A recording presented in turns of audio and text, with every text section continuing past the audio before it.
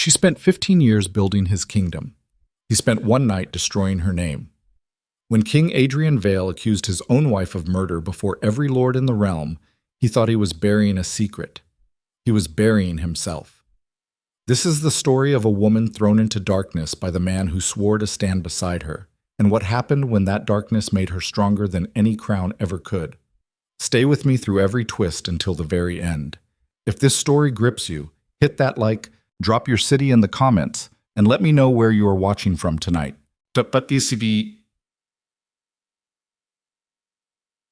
Part 1. The Banquet of Knives. The candles in the Great Hall of Ashenmore burned low in gold, their light pooling on stone floors, still damp from the servants scrubbing blood from last winter's executions. 600 guests filled the hall. Silk and velvet rustled against oak benches. Silver plates caught the firelight and threw it back in little daggers across the vaulted ceiling. The smell was roasted boar and clove wine, and underneath all of it the faint sourness of fear. Because nobody sat in the Great Hall of Ashenmore without understanding that a banquet thrown by King Adrian Vale was never simply a banquet. It was a performance. And performances in this kingdom had a habit of ending with someone carried out on a board. Queen Evelyn sat at the high table with her spine pressed flat against the carved chair, her hands folded in her lap where nobody could see the way her left thumb dug into the flesh of her right palm. She had learned this trick 11 years ago, the year Adrian stopped coming to her chambers after dark. Pain in one place kept the pain in every other place quiet. She watched the hall with eyes that gave away nothing, pale green, steady, ringed underneath with the kind of shadows that no powder could fully hide. She was 41 years old. She had been queen for 19 of those years, and for the last 6, she had been queen of nothing except empty rooms and whispered pity. Adrian sat 3 seats away from her, not beside her. He had not sat beside her at a formal table since the Winter Summit 2 years prior, and even then, only because the Valdesi ambassador had a sharp eye for marital fractures, and Adrian could not afford to look weak before a foreign power.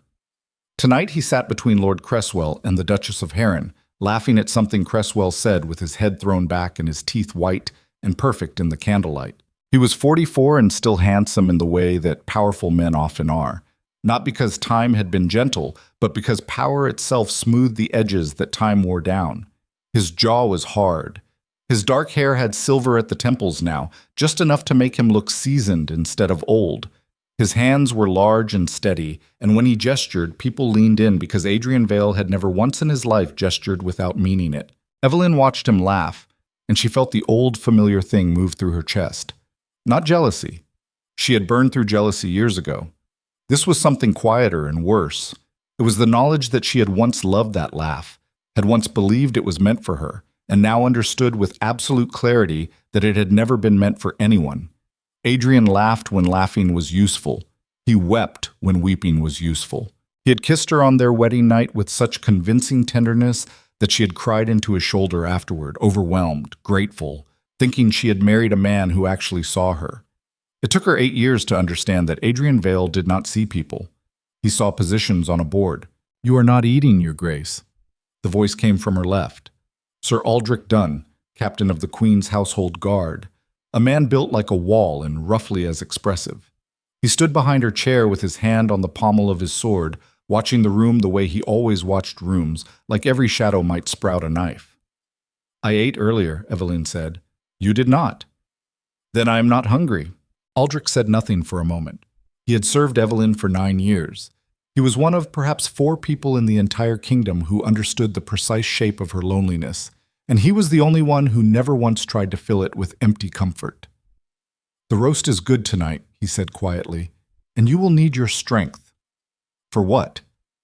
"For whatever this banquet is actually about. Because it is not about harvest tithes." Evelyn allowed herself the smallest smile. Aldrich was right. Adrian had announced this banquet 3 days ago with unusual haste, claiming it was a celebration of the autumn harvest and the kingdom's continued prosperity. But Adrian did not celebrate prosperity. Adrian counted it, hoarded it, wielded it. And the guest list was wrong. Too many military lords, too few merchants, and one name that had made Evelyn's stomach clench when she read it on the scroll. Lord Harlan Voss. Voss was seated halfway down the hall at a table crowded with minor lords from the eastern provinces. He was a thick man with a red face and small eyes that moved too quickly, like a dog watching for scraps. He had been a reliable bore at court for 20 years, a man who collected debts and grudges with equal enthusiasm and who had never once said anything interesting at a council session. But 6 weeks ago, something had changed. Voss had requested a private audience with the king. He had been denied. He had requested again. Denied again. And then, according to Evelyn's network of servants and minor officials who still reported to her out of loyalty or habit, Voss had been heard in a wine house near the harbor, saying words that should have gotten him arrested on the spot. He said the king had a whore, and he said he could prove it. Evelyn had heard the name Lady Celine Moorcroft whispered in corridors for years. She had heard it from chambermaids who fell silent when she entered a room. She had heard it from Aldrich, once, carefully, the way a man handles something that might explode. She had heard it in the particular silence that fell over Adrian's advisors whenever Celine's family holdings were discussed in council. She had never confronted Adrian, not because she was afraid, but because confrontation required the other person to care enough to lie convincingly, and she was no longer certain Adrian would bother. But Voss was different.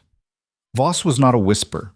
Voss was a man with a loud mouth and a grudge, and apparently, evidence, and that made him the most dangerous person in this room.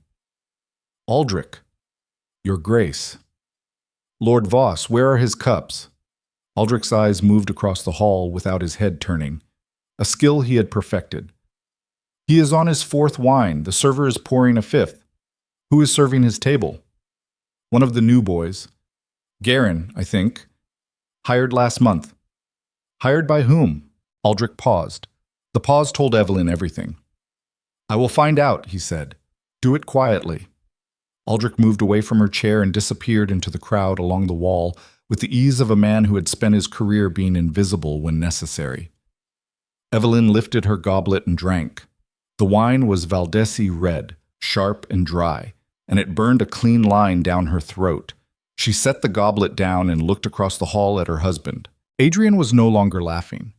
He was leaning close to the Duchess of Heron, speaking low, but his eyes were not on the Duchess. His eyes were on Lord Voss, and in them, Evelyn saw something she had not seen in Adrian Vale in a very long time. Fear. The second course had barely been cleared when Voss stood up. He did it badly. He knocked his chair backward with the backs of his knees and swayed for a moment, gripping the edge of the table, his face flushed with wine and something meaner than wine. The lords around him leaned away the way people do when a man is about to make a spectacle of himself. The hall did not go quiet all at once. Conversations died in ripples, spreading outward from Voss's table like rings in water, until the only sound was the crackle of the hearth fire and the faint scrape of Voss's boots on stone as he steadied himself. Your Majesty, Voss said. His voice was too loud, loud enough to fill the hall, loud enough that the servants in the kitchen corridor stopped and listened. I beg your pardon for the interruption. Adrian looked at him. The look was perfectly calibrated, mild annoyance, the expression of a king who has been disturbed during dessert. But Evelyn saw the tendons in Adrian's neck go tight. Lord Voss, Adrian said, you are drunk. I am, Your Majesty. But a drunk man can still speak the truth. Sometimes he is the only man who can. A murmur ran through the hall, nervous laughter. Someone coughed. Adrian's hand moved beneath the table. Evelyn caught the motion, the smallest flick of 2 fingers, a signal. She followed the signal to its destination and saw Lord Commander Brack, head of the king's personal guard, shift his weight near the east wall. His hand moved to his sword belt. 2 of his men straightened from their posts near the doors. You have had your say at many of my tables, Harlan, Adrian said, and his voice was warm now, indulgent, the voice of a patient father with an unruly child. Sit down, enjoy the evening. We can discuss whatever troubles you in the morning. In the morning, Voss repeated. He laughed. It was an ugly sound. In the morning, yes, just like the audience you promised me, twice. The audience that never came, the morning that never came. Harlan, I have been patient, Your Majesty. I have been quiet. I have watched and waited and held my tongue because I truly believed, that a loyal subject owed his king the chance to set things right. But you do not want things set right, do you? The hall was dead silent now. 600 people holding their breath. Evelyn felt her heart beating in her ears, slow and heavy, and she kept her hands folded and her face empty because that was what queens did. They sat still while the world caught fire around them. "I know about her," Voss said. 3 words. 3 small words. And Evelyn watched every drop of color drain from Adrian's face. "I know where you go when you leave the palace at night. I know the house on Belmare Street. I know the servants who let you in through the garden gate. I know her name, Adrian." He did not say, "Your Majesty." He said, "Adrian." And the use of the king's bare name cracked through the room like a whip. Adrian stood. He moved slowly, deliberately, pressing his palms flat on the table and rising to his full height. He was taller than most men in the room, and he used that height now the way he used everything, as a weapon. "Lord Voss," Adrian said, and his voice had changed. The warmth was gone. What replaced it was something Evelyn knew intimately, the flat, dead tone Adrian used when he had already decided someone's fate and was simply choosing the method. "You are publicly intoxicated. You are disrupting a royal event, and you are making accusations that border on treason." "Treason," Voss spat. "Is that what you call it when a man tells the truth about his king? Treason? I have letters, Adrian. I have dates. I have a witness who watched you climb through that garden gate with your own royal hands and disappear into her bed while your wife sat alone in this palace like a ghost." Evelyn did not move. She did not breathe. She felt 600 pairs of eyes slide toward her and then away, the collective flinch of a court that had always suspected but never wanted to know for certain. "Guards," Adrian said. Lord Commander Brock moved fast. His men were faster. 4 soldiers closed on Voss from both sides, armored hands gripping his arms and shoulders, and Voss thrashed against them with the wild, uncoordinated fury of a man who had expected his courage to last longer than it did. "You cannot silence this," Voss shouted as they dragged him backward. His feet scraped furrows in the stone floor. A plate shattered somewhere. A woman screamed, "The whole kingdom knows. They all know.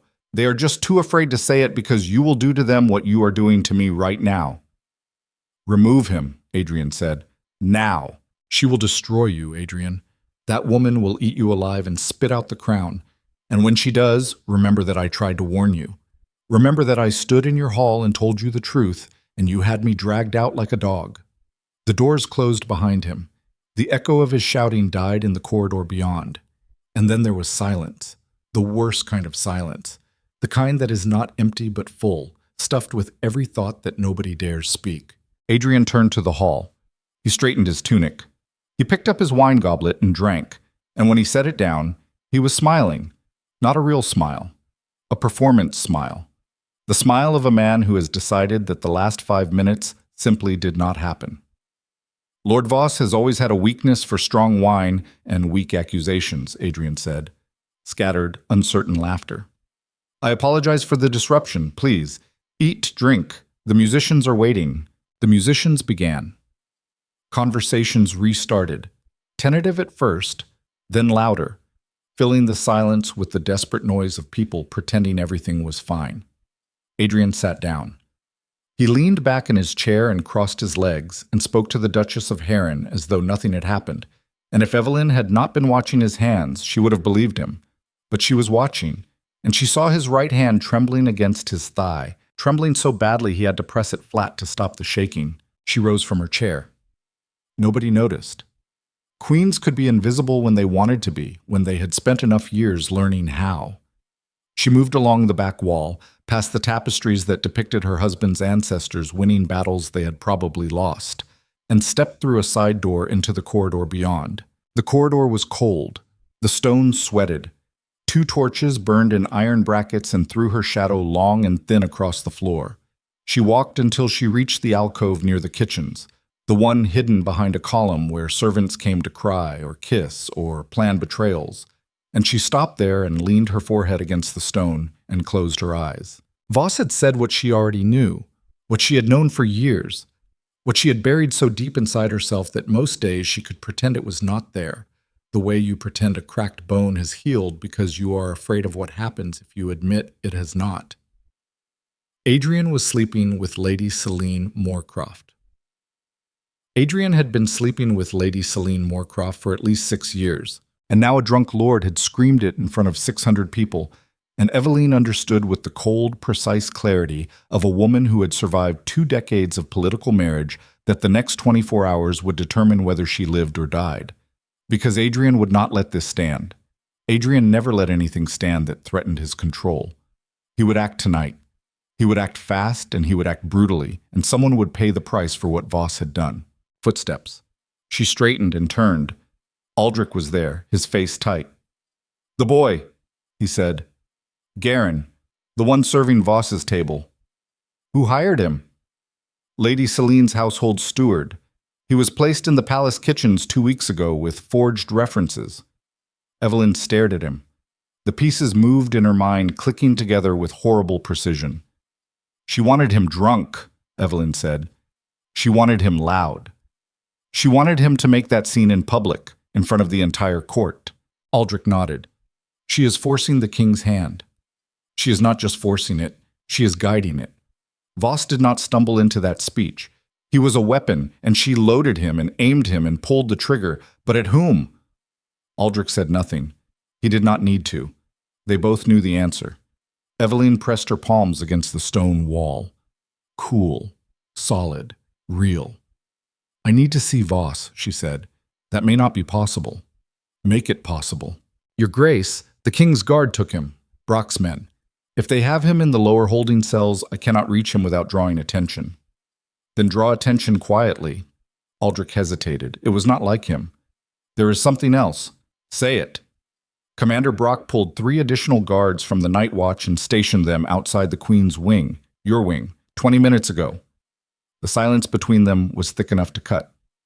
"He is locking me in," Eveline said. "Not yet, but he is building the cage." Eveline looked down the corridor toward the great hall.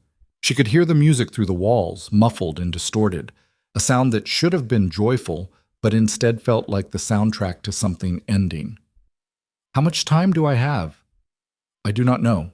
Hours. Maybe less." "Then we use what we have, find Voss, find out exactly what evidence he carries, and where the rest of it is hidden. And Aldrich." "Your Grace, if Brock comes for me before morning, I want to know before his hand touches the door." Aldrich put his fist to his chest. An old gesture. The salute of a man who served the Queen, not the crown. Then he was gone, swallowed by the dark corridor, and Eveline was alone with the torchlight and the distant mocking sound of music, and the growing certainty that the floor beneath her was already falling away. She returned to the great hall. She smiled. She sat in her chair and drank her wine and spoke to Lady Marsden about the embroidery patterns from the southern provinces, and she did all of this while her mind ran calculations faster than any mathematician, measuring distances and loyalties and the exact speed at which a king could destroy a queen when he decided she was the easier thing to sacrifice. The banquet ended at the 11th bell. Guests departed in clusters, their carriages rolling across the courtyard cobblestones, their laughter fading into the autumn dark. Eveline stood at the high table and watched them leave and felt like a woman standing on a shore watching the last ship sail without her. Adrian did not speak to her. He did not look at her. He left through the king's private door, with Commander Brock at his side and 3 advisors trailing behind him, and the door closed with a sound that Eveline felt in her teeth. She walked back to her chambers. The corridors were long and cold, and her footsteps echoed. Twice she passed guards who were not usually posted in this wing, fresh-faced men in the king's colors who would not meet her eyes. Aldrich's cage. She felt it closing around her, 1 bar at a time. Her chambers were warm. A fire burned. Her handmaid, Rena, was waiting with a basin of hot water and clean linens, and the sight of this small kindness nearly broke something inside Eveline that she could not afford to have broken. Not tonight. "Leave me," Eveline said. "Your Grace, let me help you undress." "Leave me, Rena." Rena left. The door closed. Eveline stood in the center of her room and listened to the silence and felt it pressing against her from every direction. The silence of a palace that had already decided she was guilty of something she had not yet been accused of. She did not undress. She did not sleep. She sat in the chair by the fire and waited, and the fire burned lower and lower until it was just coals, and the room filled with shadows, and still she waited. 3 hours past midnight, Aldrich came. He did not knock. He came through the servants' passage behind the wardrobe, a door that had not been used in years, its hinges rusted and screaming. He was breathing hard. There was blood on his knuckles. "Voss is dead," he said. Evelyn felt the words land inside her like stones dropped into still water. "How?" "They're calling it apoplexy. Saying his heart gave out in the holding cell. Too much wine, too much exertion, a convenient death for a man who threatened the king's secrets." "You do not believe it. I saw the body. There are marks on his throat. Someone held him down, someone with strong hands and no hesitation. Brock's men. Or Brock himself." Evelyn closed her eyes. Voss was dead. The man who had stood in the great hall and spoken the truth was dead 3 hours later in a cell beneath the palace, and by morning his death would be a footnote, a cautionary tale about the dangers of excessive drink, and no one would ask questions because no one ever asked questions when the answer might get them killed. "The evidence," Evelyn said. "The letters he mentioned, gone. His rooms were searched within the hour. Whatever he had, they took." "All of it?" Aldrich paused. That pause again, the one that meant he was carrying something heavy. Voss had a clerk, a young man named Theron. He was not at the banquet. He was not in the rooms when they were searched. And according to the stable master, he rode out through the south gate 2 hours before the banquet started, carrying a leather satchel he refused to let anyone touch. Evelyn opened her eyes. A thread. Thin, fragile, possibly meaningless. But a thread. "Find him," she said. "I have already sent 2 men." "Good." Aldrich moved closer. His voice dropped to something barely above breath. "There is more. The king called an emergency session of the inner council an hour ago. Closed doors, no scribes. I have a man outside the chamber and he cannot hear much, but he heard enough. Tell me." "They are discussing charges. Formal charges brought before the court at dawn." "Against Voss?" "He is already dead." "Not against Voss." The firelight caught the side of Aldrich's face. His jaw was clenched so tight that a muscle jumped beneath his ear. Evelyn looked at him and understood, and the understanding was not a shock, but a confirmation, the final piece of a pattern she had been watching form for years without allowing herself to name it. "Against me," she said. Aldrich nodded. "What charges?" "Murder. They're going to say you poisoned Lord Voss." "I was sitting at the high table in front of 600 witnesses. I did not go near his cup. I did not go near his table. I did not go near him." "That will not matter. Brack's men will testify that they found a vial of night bloom extract in Voss's wine cup. They will say it was planted earlier in the evening. They will say a servant saw you give instructions to a kitchen boy before the feast. They have already identified the boy. His name is Garin. Garin. Celine's man. The boy hired with forged references. They turned her weapon into mine," Evelyn said. And despite everything, despite the fear and the fury, and the black weight pressing down on her chest, she almost admired it. The elegance of the trap. Celine had used Voss to create the crisis, and now Adrian was using the crisis to erase the only person who could expose them both. "You need to leave the palace tonight," Aldrich said. "And go where?" "I have contacts in the river towns, merchants who owe me favors. I can get you to the coast by—" "No." "Your Grace, if I run, I am guilty. In the eyes of every lord and peasant in this kingdom, a queen who flees in the night is a queen who murdered a man and could not face the judgment. I will not give them that. I will not give him that. If you stay, he will destroy you." Evelyn stood.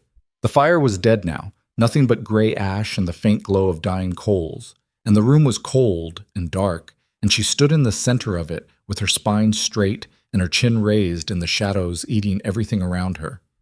"Then he will destroy me standing up." Dawn came gray and wet. Rain streaked the windows of the throne room, and the light was the color of old iron. The court assembled in near silence.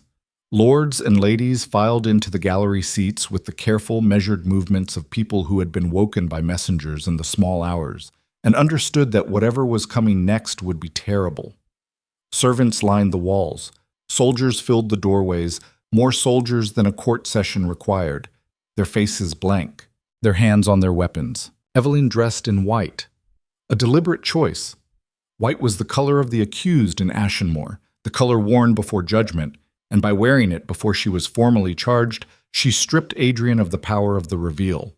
She walked into the throne room with Aldrich at her side and two of her household guards behind her, and she did not stop walking until she stood at the center of the stone floor, directly below the king's throne, where the accused stood.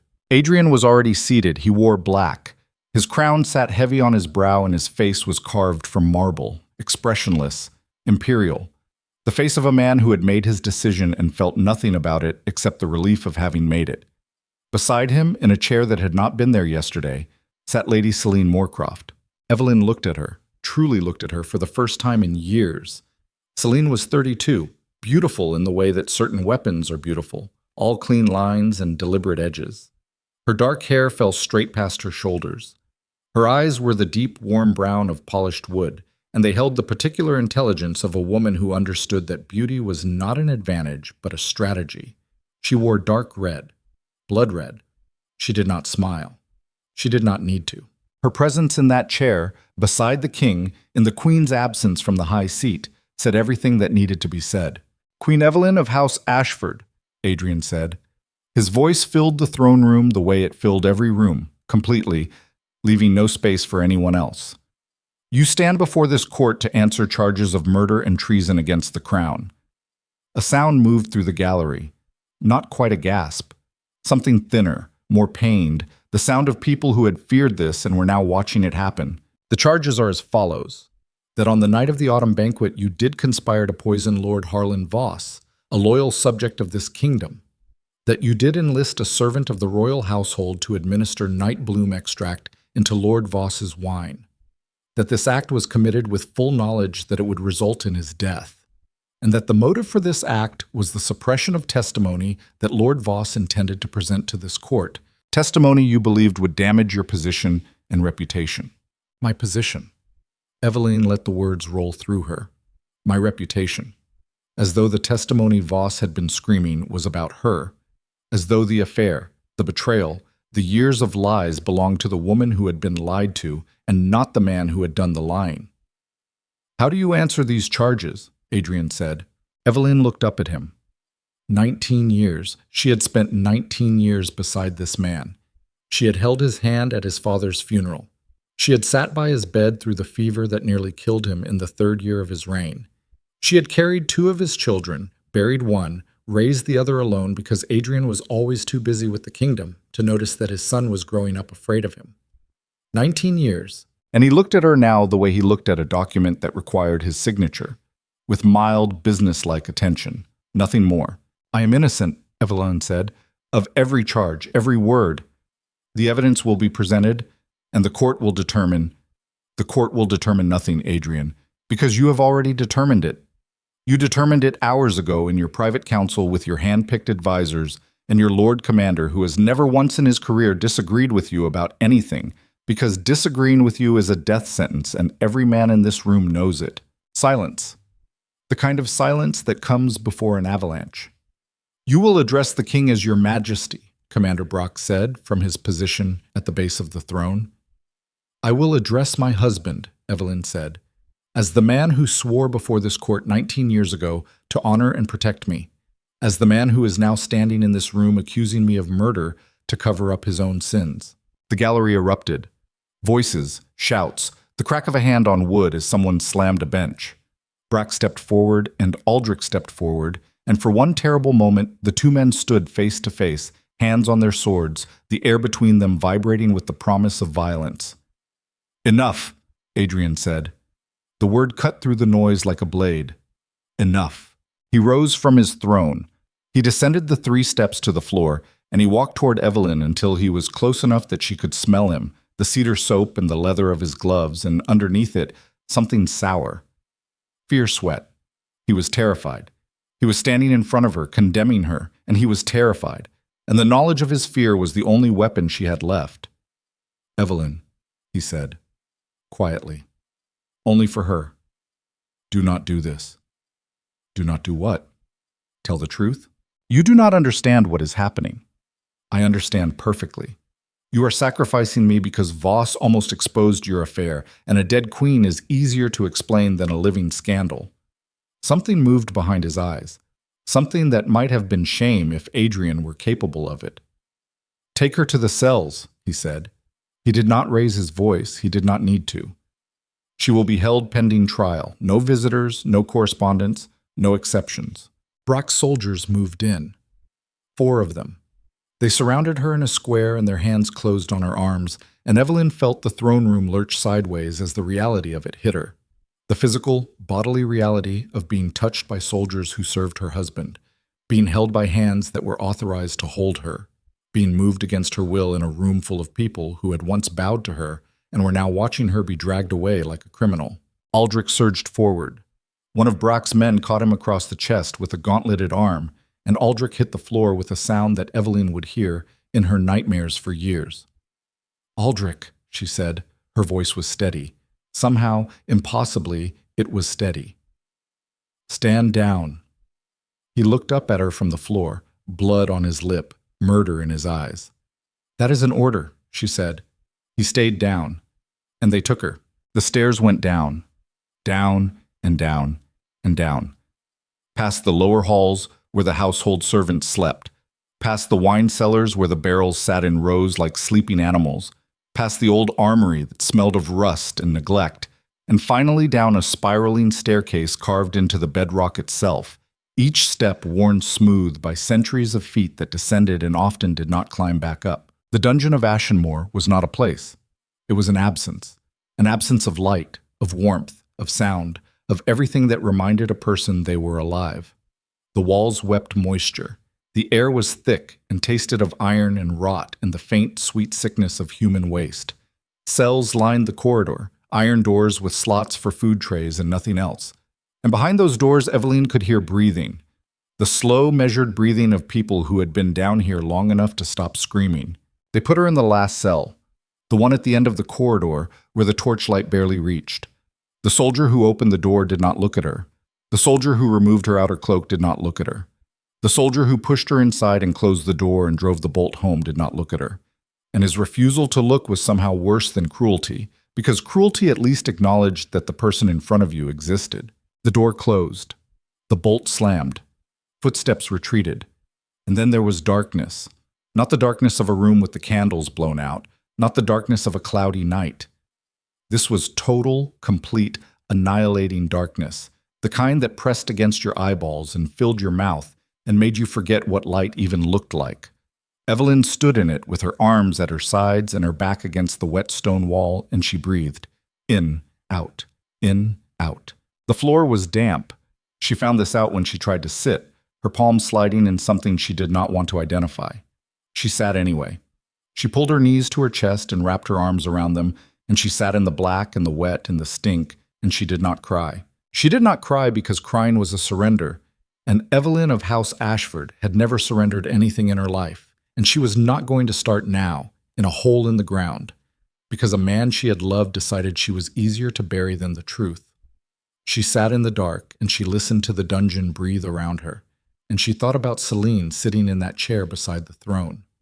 Red dress, brown eyes, not smiling, not needing to. She thought about Garin, the kitchen boy, Celine's planted weapon, and she wondered if the boy was still alive, or if Celine had already disposed of him the way she disposed of everything that served its purpose. She thought about Theron, Voss's clerk, riding through the south gate with his leather satchel, carrying evidence that someone, somewhere, might still use to burn this conspiracy to the ground. She thought about her son, Prince Edric, 15 years old and away at the Eastern Academy, far from the capital, far from this. And she prayed, not to any god because she had stopped believing in gods the same year she stopped believing in her husband, but to something, some stubborn force in the marrow of the world that her boy would not learn about his mother's imprisonment from a stranger. Hours passed. Or minutes. In the dark, time became meaningless. The only measure was the drip of water somewhere in the stone, slow and rhythmic, counting nothing. Then footsteps. Not the heavy boots of soldiers. Something lighter. Careful. A key in the lock. The slot in the door slid open and a thin blade of torchlight cut into the cell, blinding her. A face appeared in the slot. Old, weathered, a scar running from the left eyebrow to the jaw. "You are the queen," the man said. Not a question. Evelyn shielded her eyes against the light. "I am. I served under your father at the Battle of Gresham Ford, 26 years ago. He pulled me out of the river when my horse went down, carried me on his back for half a mile under arrow fire." Evelyn said nothing. "My name is Corwin. I am the night warden of these cells. I have been down here for 11 years, and I have watched good people rot in this dark for crimes they did not commit. And I have said nothing because saying something would put me in a cell beside them." "Why are you saying something now?" Corwin was quiet for a long moment. The torchlight flickered. "Because your father saved my life, and I have spent 26 years waiting for the chance to repay it." He slid something through the slot. A piece of bread. Hard, dry, real. "Eat," he said. "Keep your strength. The king thinks this dungeon will break you, but I have seen what this darkness does to people, and I have also seen what it does not do. It does not break the ones who are already forged in fire." The slot closed. The footsteps retreated. The darkness came back, thick and total. Eveline held the bread in her hands. She pressed it to her lips, and in the dark, in the silence, in the belly of the kingdom that had swallowed her whole, she began to plan. Above her, far above, past stone and iron and centuries of buried screams, the throne room was empty. The candles had been extinguished. The benches were bare. And on the throne, alone, in the hollow silence of a room that still echoed with the sound of his wife being dragged away, Adrian Vale sat with his crown in his hands and stared at the floor and did not move. He had done it. He had done the thing he could not undo.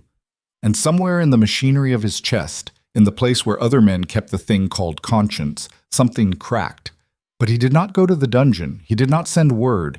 He did not reach for the key. Instead, he put the crown back on his head, and he climbed the stairs to Celine's chamber. And when she opened the door, he fell into her arms like a man falling off a cliff. And she held him, and she stroked his hair, and over his shoulder in the candlelight, her eyes were open and bright and utterly without mercy. The game had only just begun. The bread lasted 2 days.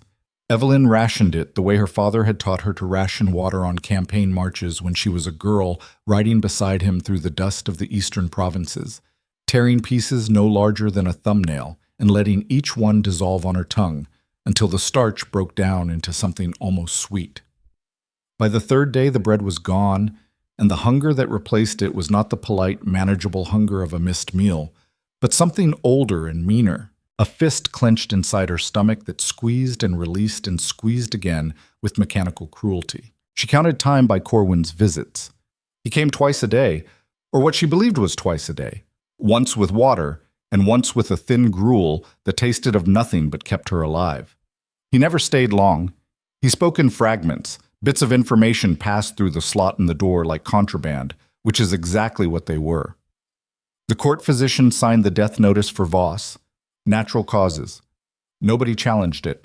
Your household guard has been disbanded. Aldrich was removed from the palace. They say he went to the river towns, but I cannot confirm. Lady Celine has been given the Queen's solar. Your rooms. She moved in 2 days after your arrest. That one landed differently than the others. Not harder, exactly, but sharper. Evelyn sat in the dark with her back against the wall and felt the information enter her body like a splinter working its way under the skin, small enough to ignore and impossible to forget. Her rooms, her writing desk with the ink stain she had never managed to remove, her window that overlooked the western garden where she had taught Edric to walk, her bed, the bed she had shared with Adrian in the early years when sharing a bed still meant something, before it became just furniture in a room she slept in alone. Celine was sleeping there now, in her bed, in her rooms, with her husband. Evelyn pressed her thumb into her palm. The old trick, pain in one place. On the 5th day, or what she thought was the 5th day, she heard voices in the corridor that were not Corwin's, boots on stone, the clank of armor, and then a cell door opening somewhere to her left, hinges screaming, and the wet thud of something heavy hitting the floor. "Get up," a soldier's voice said. No response. "I said get up. On your feet. The warden wants you in the work detail." A cough. Ragged, deep, the kind that comes from lungs that have spent too long breathing bad air. Then a voice, hoarse but steady. "Tell the warden he can come down here and drag me himself if he wants me that badly." The sound of a boot hitting flesh, a grunt, then silence. Evelyn pressed her ear to the door. The iron was cold against her skin. She listened as the soldiers retreated, their boots fading up the corridor, and then she listened to the breathing of the man in the next cell, labored and painful and stubborn. "Are you alive?" she said. Silence. "I can hear you breathing. So you are alive. The question is whether you intend to stay that way." More silence. Then the voice again, closer now, as though the man had dragged himself to the wall that separated their cells. "Who are you?" "Does it matter?" "It matters if you are one of Brock's people. They put informants down here. Women, sometimes. Soft voices through the walls, getting you to talk. I have seen it before. If I were one of Brock's people, I would have offered you water first. That is how they start. Water, then sympathy, then questions. I have no water to offer you. I barely have enough for myself." A pause, then a sound that might have been a laugh if it had more air behind it. "Fair point. What is your name?" "Evelyn." The silence that followed was different, heavier. She could almost feel the man recalculating behind the wall. "The Queen," he said. "So they tell me. I heard they brought someone down. High profile. I did not know it was you. How long?" 5 days, perhaps 6. "What did they charge you with?" "Murder. Lord Voss." "Voss?" The man's voice changed, harder now. "I knew Voss. He was a fool, but he was not wrong about the king." "You knew what Voss was going to say at the banquet?" Everyone knew. Voss had been drinking and talking for weeks. Half the eastern provinces heard him before the king did. That was the problem. Not the secret. The king could have survived the secret. The problem was that Voss made it common, and common knowledge is the one thing a king cannot control. Evelyn leaned her forehead against the stone. The man was right. Adrian had never cared about the morality of his affair. He cared about the management of it. He cared about the story, the performance, the carefully maintained illusion that the king of Ashenmoor was above the ordinary weaknesses of ordinary men. Voss had not threatened Adrian's conscience. He had threatened Adrian's narrative, and Adrian would burn the entire kingdom before he let someone else control the story. "What is your name?" Evelyn asked. "Marin, Captain Joran Marin, formerly of the King's 5th Regiment." "Formerly." "I made the mistake of asking questions about troop movements along the southern border, shipments being diverted, weapons going places they should not go. I wrote a report. The report went to Commander Brack. Brack sent it to the king. The king sent soldiers to my quarters at midnight. That was 8 months ago." 8 months in this hole. Time moves differently down here. You will learn that. The first month is the worst. Your mind fights. It invents light where there is no light. It invents sounds, conversations, whole rooms full of people. By the second month, the inventions stop and the quiet sets in. By the third month, you stop counting. By the 8th month, you are either dead or you are something else. Something else. Something the dark cannot touch anymore, because you have become part of it. Evelyn heard him shift against the wall. His breathing was steadier now. The conversation had given him something, a reason to inflate his lungs all the way. "Captain Marin, the weapons shipments you investigated, where were they going?" "Why do you want to know?" "Because I'm sitting in a cell that was meant to silence me, and I refuse to sit here and do nothing. So either help me understand what is happening in this kingdom, or go back to your corner and breathe in the dark." Another almost laugh. "You sound like a queen." "I sound like a woman who has nothing left to lose. That is not the same thing. It is worse." Marin was quiet for a moment. When he spoke again, his voice had dropped. Not for secrecy, but for weight. The shipments were going to private estates, not military outposts. Private holdings belonging to 3 families, the Moorcrofts, the Graysons, and the Dells. Enough weapons to arm a small army, crossbows, pikes, siege equipment. Not the kind of thing you need for hunting deer. The Moorcrofts. That is Lady Celine's family. Yes. And the Graysons and Dells are her closest allies at court. Lord Grayson has been pushing for expanded eastern trade rights for years. Duchess Dell controls the grain stores from the southern plains. You know your politics. I was queen for 19 years. I know every family, every grudge, every debt, and every betrayal in this kingdom. I just did not know about the weapons. Nobody did. That was the point. Brock buried my report. My men were reassigned to border posts so remote they might as well be exile. and I was dropped down here to rot until everyone forgot I existed. Evelyn's mind was working. She could feel it moving the way it moved in the years when Adrian still let her sit in council, when she would listen to the reports and the disputes and see the patterns that the men around the table missed because they were too busy talking to listen. Celine was not just having an affair with the king. Celine was building something, an infrastructure, weapons and private holdings, alliances with powerful families. The queen removed from the board, the king's judgment compromised by desire and fear, every piece positioned with the patience of a woman who thought in years, not days. She is going to take the throne, Evelyn said. Marin said nothing. He did not need to. The silence between them was agreement, not by force, not yet, by erosion. She is hollowing out the foundations one by one, the military, the council, the crown itself. By the time Adrian realizes what she has done, there will be nothing left to hold on to. And when the structure collapses, she will be the only one with an army to fill the void.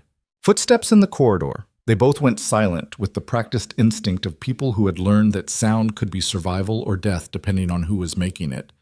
The footsteps passed. A guard on patrol, nothing more. Captain Marin, how many prisoners are in these cells? I have counted voices. 12, maybe 15. Some do not speak anymore. Hard to know if they are alive or just done talking. Do you know what they are in for?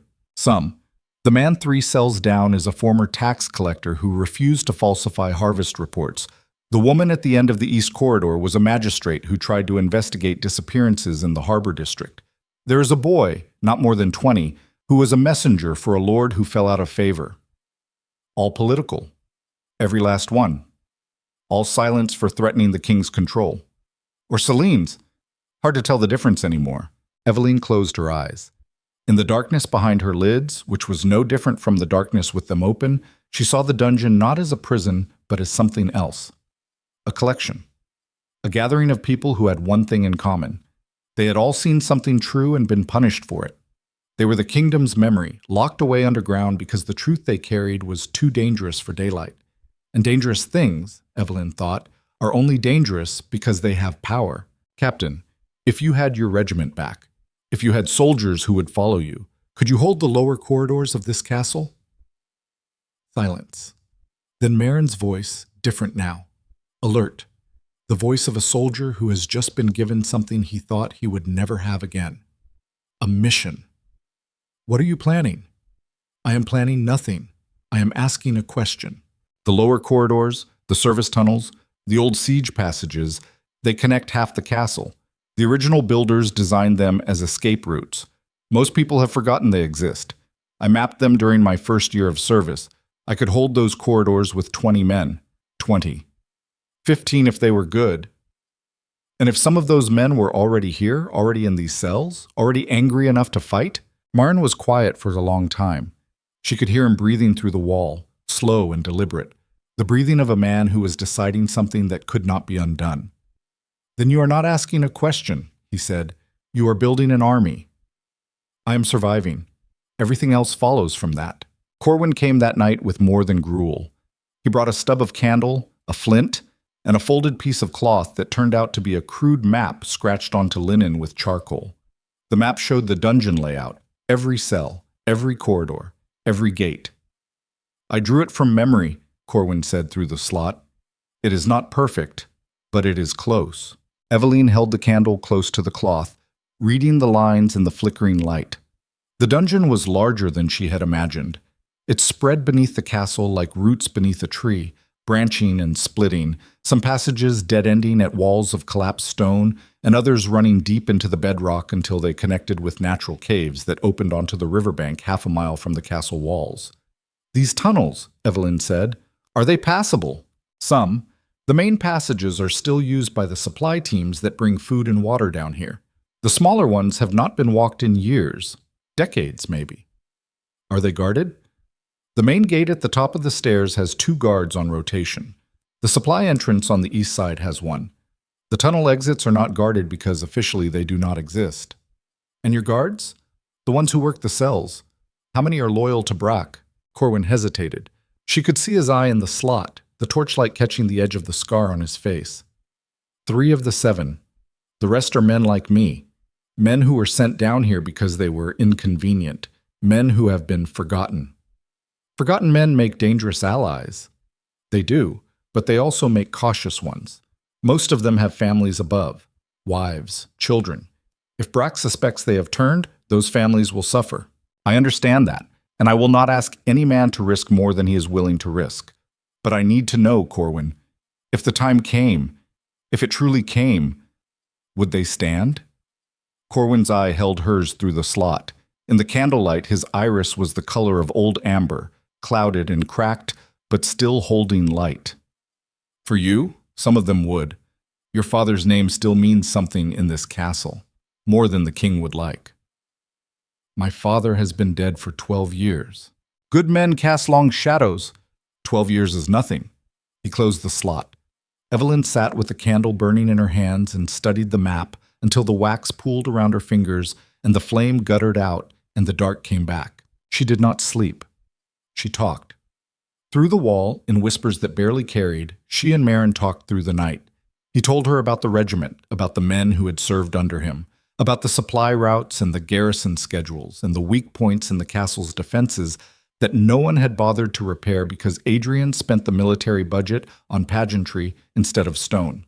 She told him about the court, about the alliances that were real and the ones that were performance, about which lords could be turned and which ones were already bought. They built the skeleton of a plan the way 2 architects might build a bridge, each working from their own side, meeting in the middle. The first problem is communication, Marin said. We are separated by iron doors and stone walls. Anything we plan dies if we cannot coordinate. Corwin, Evelyn said, 1 man. If he is caught or compromised, everything collapses. Then we build redundancy. Other prisoners who can carry messages, a system of signals, sounds that mean something only to us. You are thinking like a commander. I am thinking like a woman in a cage. The instinct is the same. By dawn, or what they decided to call dawn based on the changing of the guard rotation above, they had the outline. Not a plan yet. A direction. Something to move toward in the dark. On the 7th day, the door opened. Not the slot. The door. The full iron door swinging wide on its hinges, and the light that poured in was so bright and so sudden that Evelyn threw her arms over her face and staggered backward, her eyes burning, tears streaming down her cheeks from nothing but the raw shock of illumination. "Stand up," a voice said. "The king wants to see you." They did not clean her. They did not give her fresh clothes. They marched her up the stairs in the same white dress she had worn to her sentencing, now gray with dungeon filth, her hair matted, her skin pale as bone. The light in the corridors hit her like a physical blow. She squinted against it and walked, 1 foot and then the next, and she felt the soldiers looking at her the way people look at wreckage, with pity and revulsion and the desperate need to believe it could never happen to them. They brought her to the small council chamber, not the throne room, the private room behind it, the one with the oak table and the maps on the walls, and the fireplace that Adrian kept burning even in summer because he hated the cold. Adrian was standing by the window with his back to the door. He was alone. No Brack, no advisors, no Celine. The soldiers pushed her inside and closed the door. She heard the lock turn. Adrian did not turn around. He stood at the window with his hands clasped behind his back, and Evelyn could see the tension in his shoulders, the way the muscles bunched beneath his tunic, the way his fingers laced and unlaced and laced again. He was holding himself together the way a man holds a cracked jar, carefully, knowing that the slightest wrong pressure would shatter the whole thing. "You look terrible," he said. "You put me in a dungeon. What did you expect?" He turned. She watched his face as he saw her, truly saw her, and she catalogued what moved across it. Shock first, then guilt, quick and hot, flushing his neck before he could suppress it. Then the mask, the smooth, controlled imperial mask that he wore the way other men wore armor. "Sit down," he said. "I will stand." "Evelyn, sit down. I have been sitting in the dark for 7 days. I have been eating gruel from a slot in a door. I have been breathing air that tastes like a grave. I will stand in front of you and you will look at me while you say whatever you came here to say." Adrian's jaw tightened. He moved to the table and poured wine from a decanter. 2 cups. He pushed one toward her. Drink. Is it poisoned? That seems to be the preferred method in this court. It is not poisoned. Forgive me if I do not find your word reassuring. Your word put me in that cell. Adrian set down the decanter. His hand was steady this time. He had rehearsed this. She could see it in the careful arrangement of his body, the measured distance between them, the way he had positioned himself with the window behind him so the light fell on her face and left his in shadow. A performance. Everything with Adrian was a performance. The council is pressing for a trial, he said, a public trial. Full proceedings, witnesses, a verdict delivered before the court. They want it done within the month. Your council, your hand-picked council that does what you tell them. They are less hand-picked than they used to be. Something in his voice made her stop. She looked at him more closely. The shadows under his eyes were deeper than they had been at the banquet. His skin had a grayish tint, the color of a man who was not sleeping. And his hands, she noticed now, were not just steady. They were rigid, locked in place with conscious effort. What happened? She said. Lord Grayson called an emergency meeting of the Eastern Lords 3 days ago, without my permission, without my knowledge. He proposed a new trade compact that would give his coalition independent authority over Eastern shipping routes. The council voted in his favor, 7-3. They voted against you. They did not vote against me. They voted for Grayson, which is the same thing but sounds different, and in politics the sound is what matters. Grayson is Celine's ally. Adrian flinched. It was small. A twitch at the corner of his eye, a micro-movement that most people would miss. Evelyn was not most people.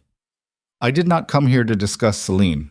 No, you came here because you are losing control and you think I can help you get it back. You came here because the woman you threw away is the only person left who understands how this kingdom actually works. And the woman you replaced her with is dismantling it piece by piece while you watch.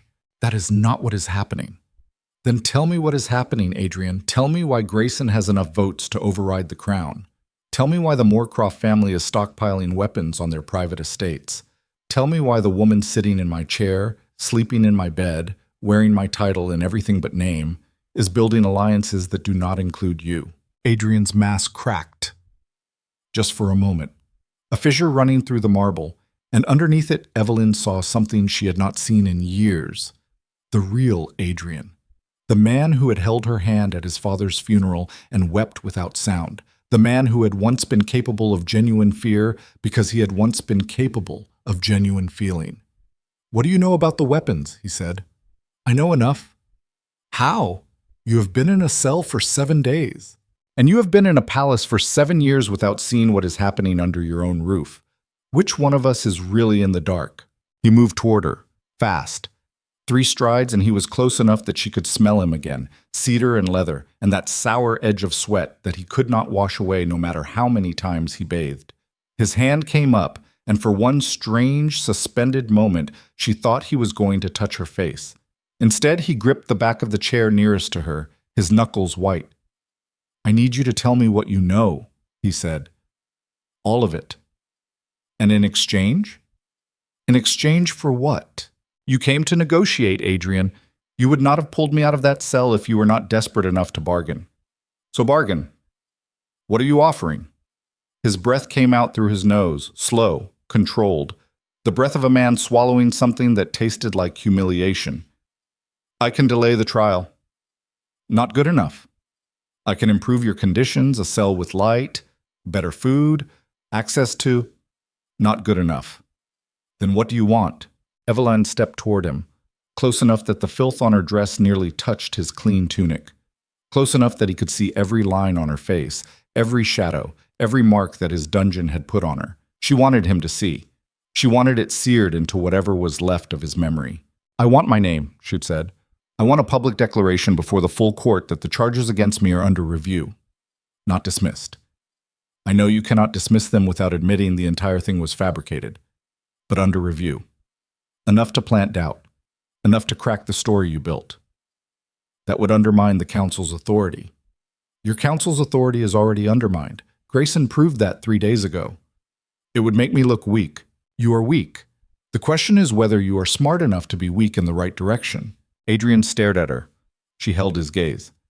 7 days ago, she had been a queen in a white dress standing before a court that had already convicted her. Now she was a filthy, starving woman in a ruined gown standing in front of the man who had destroyed her life. And somehow, impossibly, the balance of power had shifted. Because Adrian had something she wanted, yes. But she had something he needed. She had the truth. She had the map. She had the knowledge of what Celine was actually building, while Adrian was busy managing his own guilt. "I will consider it," he said. "Consider it fast. Because whatever Celine is planning, it is not going to wait for you to find your courage." He looked away, toward the window, toward the light, away from her. And Evelyn saw his throat move as he swallowed, and she knew with absolute certainty that this man, this king, this husband who had once been everything to her and was now nothing, was more afraid than she had ever seen him. "Take her back," he called to the guards outside. The door opened, the soldiers entered, and as they took her arms and turned her toward the corridor and the stairs that led back down to the dark, Evelyn allowed herself one glance back. Adrian was still standing at the window. He had not moved. And in the glass, in the rain-streaked reflection, she could see his face. The mask was gone. What remained was raw and hollow and small, the face of a man who had built a kingdom on lies and was finally beginning to feel the foundation shift beneath his feet. They took her back to the cell. The door closed. The dark returned. But it was different now. Evelyn sat on the damp stone and pressed her back against the wall and felt the map of the tunnels burning in her memory like a brand. She had seen his fear. She had measured it. She knew its exact shape and weight, and she knew, with the cold precision of a woman who had spent 19 years learning the architecture of power, exactly how much pressure that fear could bear before it broke. "Marin," she whispered through the wall, "I am here." "He came to me. The king. He is scared." "Scared of what?" "Losing. He is watching the pieces move against him, and he does not know how to stop it. The council is turning. Grayson has leverage. Celine's people are consolidating while Adrian stands at windows and stares at the rain. Did he offer anything?" "A delay. Better conditions. Scraps from a table he no longer controls." "And you said?" "I said I want my name back. A public statement that the charges are under review." "He will never agree to that." "He will. Because he has no choice. Because the alternative is watching Celine take everything while he pretends he is still in charge. And whatever else Adrian is, whatever else he has become, he is still a man who would rather share power with an enemy he knows than lose it to an enemy he does not understand." Marin was quiet. "There is something else," Evelyn said. "The weapons. Marin, you said the shipments went to 3 families, the Moorcrofts, the Graysons, and the Dells." "Yes." "How much weaponry are we talking about?" "Based on the manifests I saw before they arrested me, enough to arm roughly 2,000 men." 2,000. Give or take. But weapons are only half the equation. You need bodies to wield them, and you need a reason to fight. Celine has both. The Eastern Lords have been complaining about crown taxation for years. She gives them a trade compact, and they give her soldiers from their levies. It is elegant. She does not need to raise an army. She just needs to borrow one. And the king's army? Stretched thin. Adrian has been sending regiments to the border conflicts in the north. Brack controls the palace guard. If Celine turns Brack, can she? Brack follows power. Always has. Right now the power is Adrian, but if that shifts, Brack will shift with it. He is not loyal. He is practical. Marin exhaled through the wall. She could hear the calculation in it, the sound of a military mind running scenarios. Then we need Brack neutralized before any of this moves forward. We need a lot of things, but we build with what we have. And right now we have a dungeon full of people who have every reason to fight and nothing left to lose. That is not enough. It is a start. And I have been in rooms with men who had armies and treasuries and every advantage the world could offer. And they lost because they forgot that the person in the weakest position is the one who fights the hardest. Nobody fights like someone who is already on the floor. Through the wall, in the dark, she heard Marin shift his weight. And when he spoke, his voice had something in it that had not been there before. Something that sounded like the first breath a man takes after being held underwater. "Tell me what you need." "I need you to talk to the others. Every prisoner in this corridor. Find out who they are, what they know, what they can do. I need a count. Bodies, skills, loyalties. I need to know who will stand and who will not." And then? And then we wait. Because Adrian will come back. He will come back because he has nowhere else to go. And when he does, I will be ready with something he cannot refuse. What is that? The truth about the woman he is sleeping with. Every shipment, every alliance, every weapon, served to him in a way he cannot deny and cannot ignore. And when he sees it, when he finally understands what Celine has built while he was busy destroying me, he will have to choose. Choose between what? Eveline pressed her palm flat against the wall. On the other side, she knew Marin was doing the same. Two people separated by stone, connected by the strange, fierce bond that forms between those who have been thrown into the same darkness by the same hand. Between his pride, she said, and his kingdom. 3 corridors above them, through layers of stone and iron, and the ancient bones of a castle that had stood for 400 years, Celine Moorcroft sat at the desk in the Queen's solar and wrote letters by candlelight. Her handwriting was precise and small, each stroke deliberate. She wrote in a cipher that only 3 people in the kingdom could read, and the contents of those letters, if intercepted, would have been enough to bring the entire court to its knees. She finished the last letter. She folded it. She pressed her seal into the wax, the Moorcroft crest, a serpent coiled around a tower, and she set it aside with the others. 7 letters. 7 lords. 7 men who had already pledged their support and were waiting for the signal. Celine stood and walked to the window.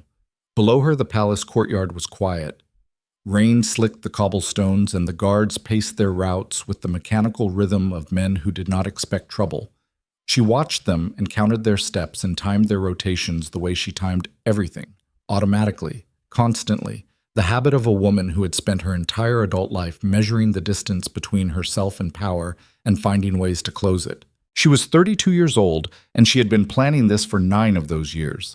Since the day her father brought her to court as a girl of 23, and she stood in the great hall and looked at the throne and felt something move inside her that was not ambition.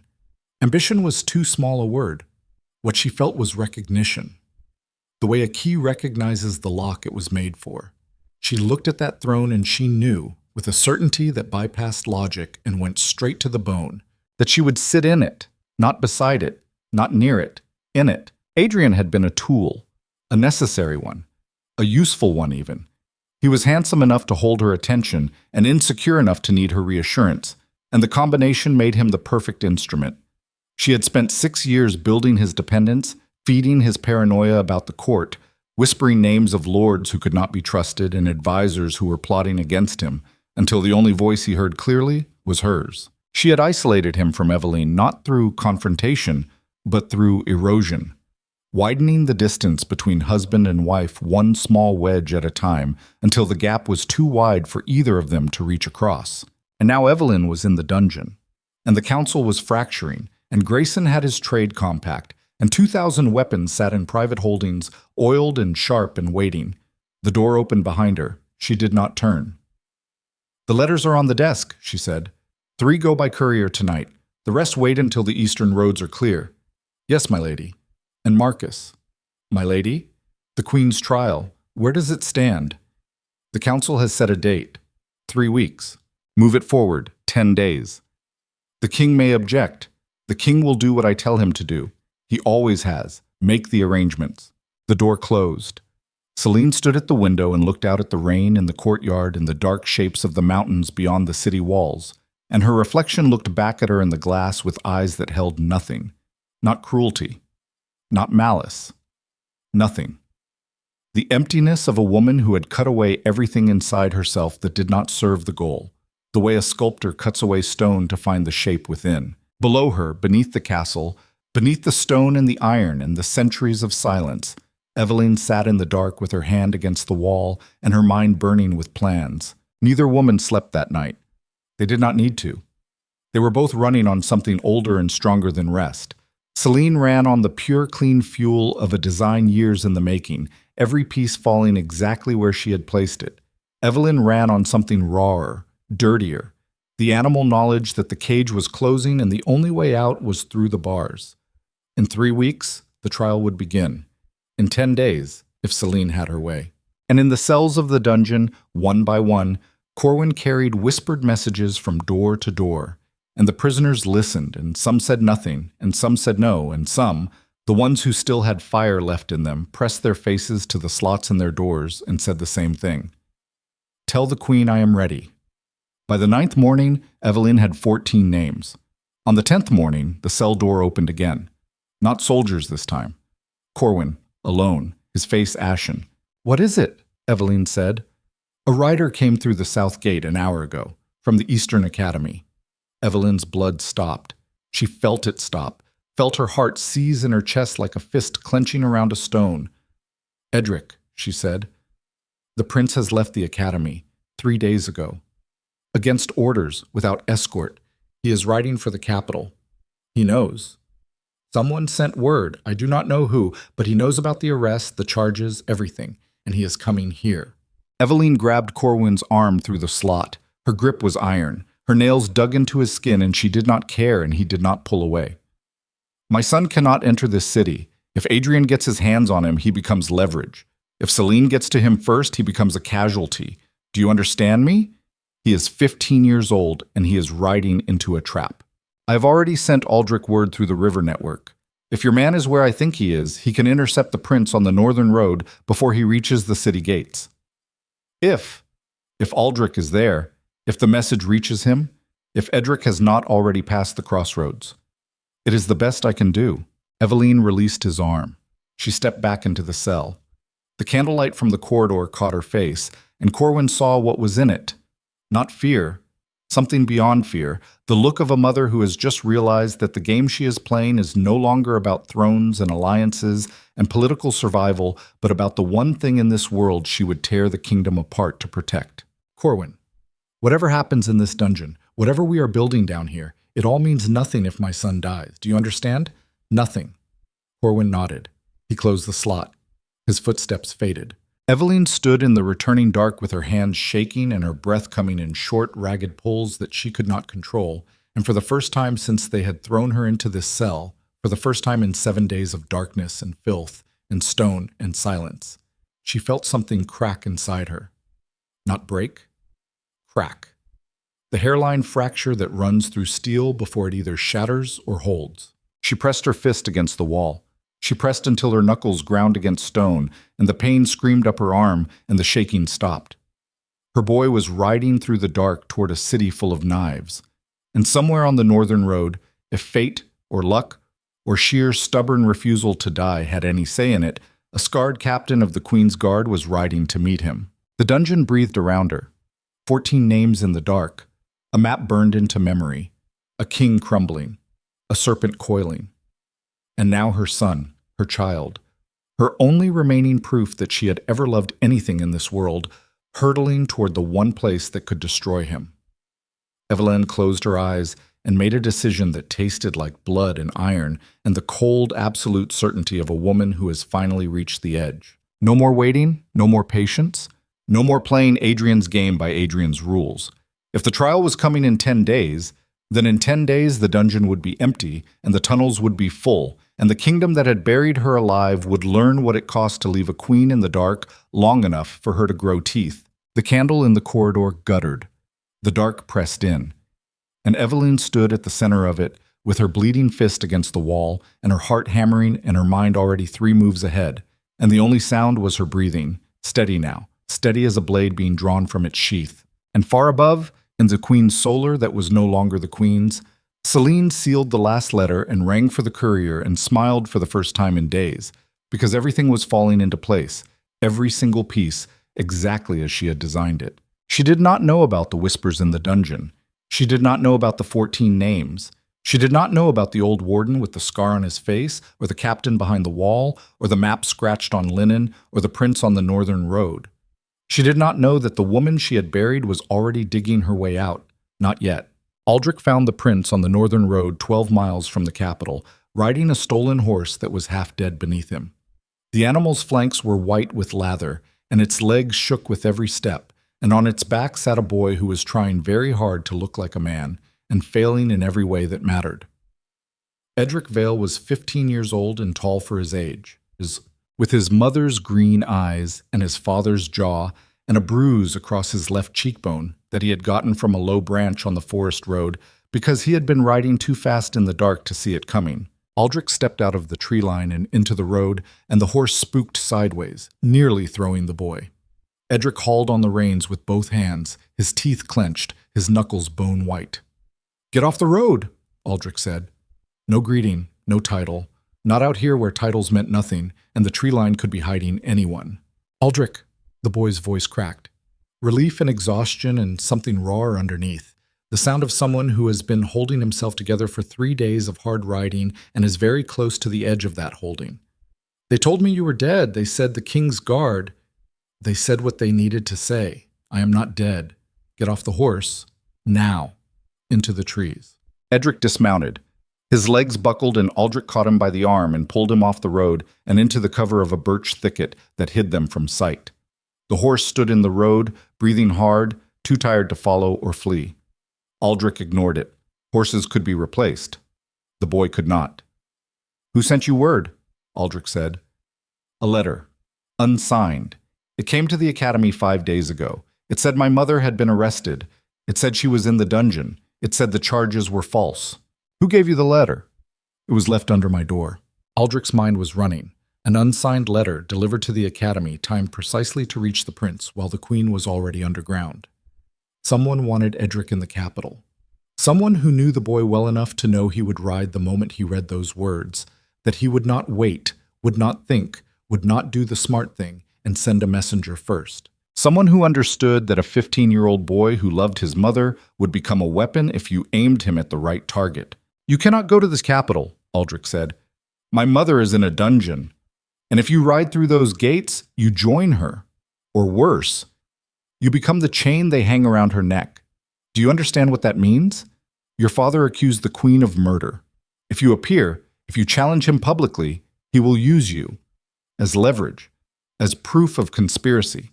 A prince who flees his academy and rides to the capital without permission is a prince who looks like he is staging a rebellion. I'm not staging anything. I'm trying to help my mother. And the fastest way to help her is to stay alive and stay free.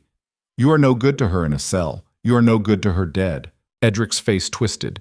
The bruise on his cheekbone was dark purple, almost black at the center, and his eyes were red-rimmed and wet, and Aldrich looked at him and saw Evelyn. The same stubborn set of the jaw, the same refusal to bend even when bending was the smart play. The boy had his mother's spine, and right now that spine was going to get him killed. "There is a farmstead 4 miles west," Aldrich said. "A woman named Thessa. She is loyal. She will hide you, feed you, keep you off the roads. You stay there until I send word." "For how long?" "For as long as it takes." "That is not an answer." "It is the only answer I have. Your mother is building something in that dungeon. I do not know what yet, but I know her, and I know that she has not spent 7 days in the dark without a plan. My job is to keep you alive until that plan is ready. Your job is to let me." Edric stared at him.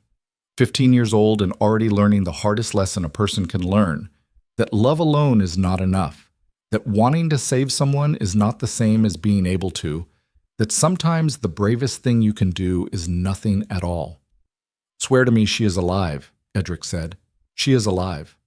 Swear it. On everything I have. She is alive and she is fighting. Now move." They left the road.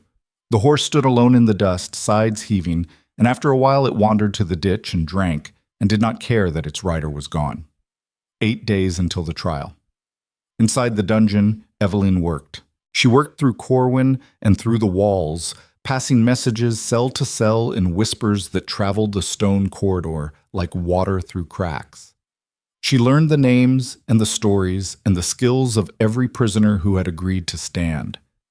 14 names. A former tax collector named Holt, who had spent 20 years managing grain shipments and knew every supply route in the southern provinces. A magistrate named Sarah, who had memorized the legal codes well enough to draft emergency decrees from memory. A blacksmith named Torvin, arrested for forging weapons without a royal license, whose hands were still strong enough to break a chain link if given the right leverage. 3 former soldiers from Marin's old regiment, imprisoned on fabricated charges of desertion, who had maintained their conditioning by doing exercises in the dark of their cells for months. Each one a piece. Each one a skill. The dungeon was not a grave, it was an armory. Marin organized them into something resembling a unit. Through the walls, through Corwin's nightly rounds, he established a chain of communication. Signals, tap patterns on the stone, 1 tap for quiet, 2 for ready, 3 for danger. The rhythm of it spread through the corridor like a pulse, and at night when the guards above changed shifts and the dungeon was as silent as it ever got, Evelyn could hear the tapping moving from cell to cell. A heartbeat in the dark. Proof of life. On the 8th morning before the trial, Corwin brought something new through the slot. Not food. A piece of folded parchment, the edges soft with damp. "This came through the river network," he said. "From Aldrich." Evelyn unfolded it in the candlelight. 3 lines. Aldrich's hand, she would know it anywhere, the heavy slant of a man who wrote the way he fought, direct and without decoration. "The boy is safe. West Farmstead. Holding position. I have eyes on the south gate. Something is moving. Couriers, 7 in 2 days. All Moorcroft seals." Evelyn read it twice. 7 couriers in 2 days, all carrying Celine's letters. Whatever Celine was building, it was accelerating. The trial date had been moved forward, and Celine was calling in her pieces. She burned the parchment in the candle flame and watched it curl to ash. "Corwin, I need to get a message to Marin." "Tell me." "Tell him we move the timeline. We do not wait for the trial. We move in 6 days." 6 days. Can it be done? It has to be done, because whatever is coming through those gates on couriers is not waiting for a trial either. Corwin left. Evelyn sat in the dark and felt the plan reshaping itself inside her mind, contracting, tightening, the margins of error shrinking until there was almost nothing left between success and catastrophe. 6 days to organize 14 prisoners, 4 sympathetic guards, a network of tunnels she had never walked, and an extraction that would need to happen in total darkness with no room for mistakes. She pressed her thumb into her palm. Pain in one place. On the 6th day, Adrian came again. This time he looked worse. The grayish tint of his skin had deepened. His eyes were bloodshot. He wore no crown. His hair was uncombed, which for Adrian was the equivalent of screaming. He sat across from her in the council chamber, and he did not pour wine, and he did not stand at the window, and he did not perform. He sat in a chair and looked at her, and he looked like a man who had been awake for 3 days straight, which, she would later learn, he had. "Grayson called a vote of no confidence in the crown," he said. Evelyn said nothing. She waited. "In the full council, not the inner circle, the full body, 47 lords. He needs 24 to pass it. He has 19 confirmed. He needs 5 more. He needs 5 more, and he is going to get them because I have spent the last 6 years alienating every moderate lord in this kingdom and giving them no reason to stand with me when it counts. You are telling me this because you want my sympathy. I'm telling you this because you are the only person who has ever told me the truth without fearing the consequences, and right now I am surrounded by people who are either lying to my face or waiting for me to fall so they can pick through the wreckage." "Including Celine?" Adrian's hands were on the table. They were shaking again. He saw her looking at them, and he pulled them into his lap. "Celine has been meeting with Grayson," he said, "privately, without my knowledge. My own agents confirmed it 2 days ago." "Your own agents, the ones who answer to Brack?" "Brack does not know I have a second network, small, 3 men. I built it years ago after—" He stopped. "After what?" "After I realized I could not fully trust anyone in my own court, including the woman you threw your wife away for." He flinched. She watched it happen, and she did not soften, and she did not look away. "What do you want me to say, Evelyn?" "I want you to say what you already know, that she used you, that she has been using you for years, that every whisper, every touch, every night you spent in that house on Belmare Street was a transaction, and you were so desperate to believe someone wanted you for more than your crown that you handed her the keys to the kingdom and called it love. It was not. Do not. Do not sit across from me in your unwashed clothes with your shaking hands and tell me it was complicated or it was real or it was anything other than what it was. She saw a weak man on a strong throne, and she did what any predator does. She waited for the right moment, and she closed her jaws." Adrian's head dropped. Not a bow, not a gesture of contrition, a collapse. The slow forward slump of a body that has been holding itself upright through willpower alone and has finally run out. "I know," he said. 2 words. No volume behind them, no performance, just the flat, gutted admission of a man who has looked at the wreckage of his own decisions and cannot find a single one he would not take back if the world allowed it. Eveline watched him, and she searched inside herself for the satisfaction she had imagined she would feel at this moment.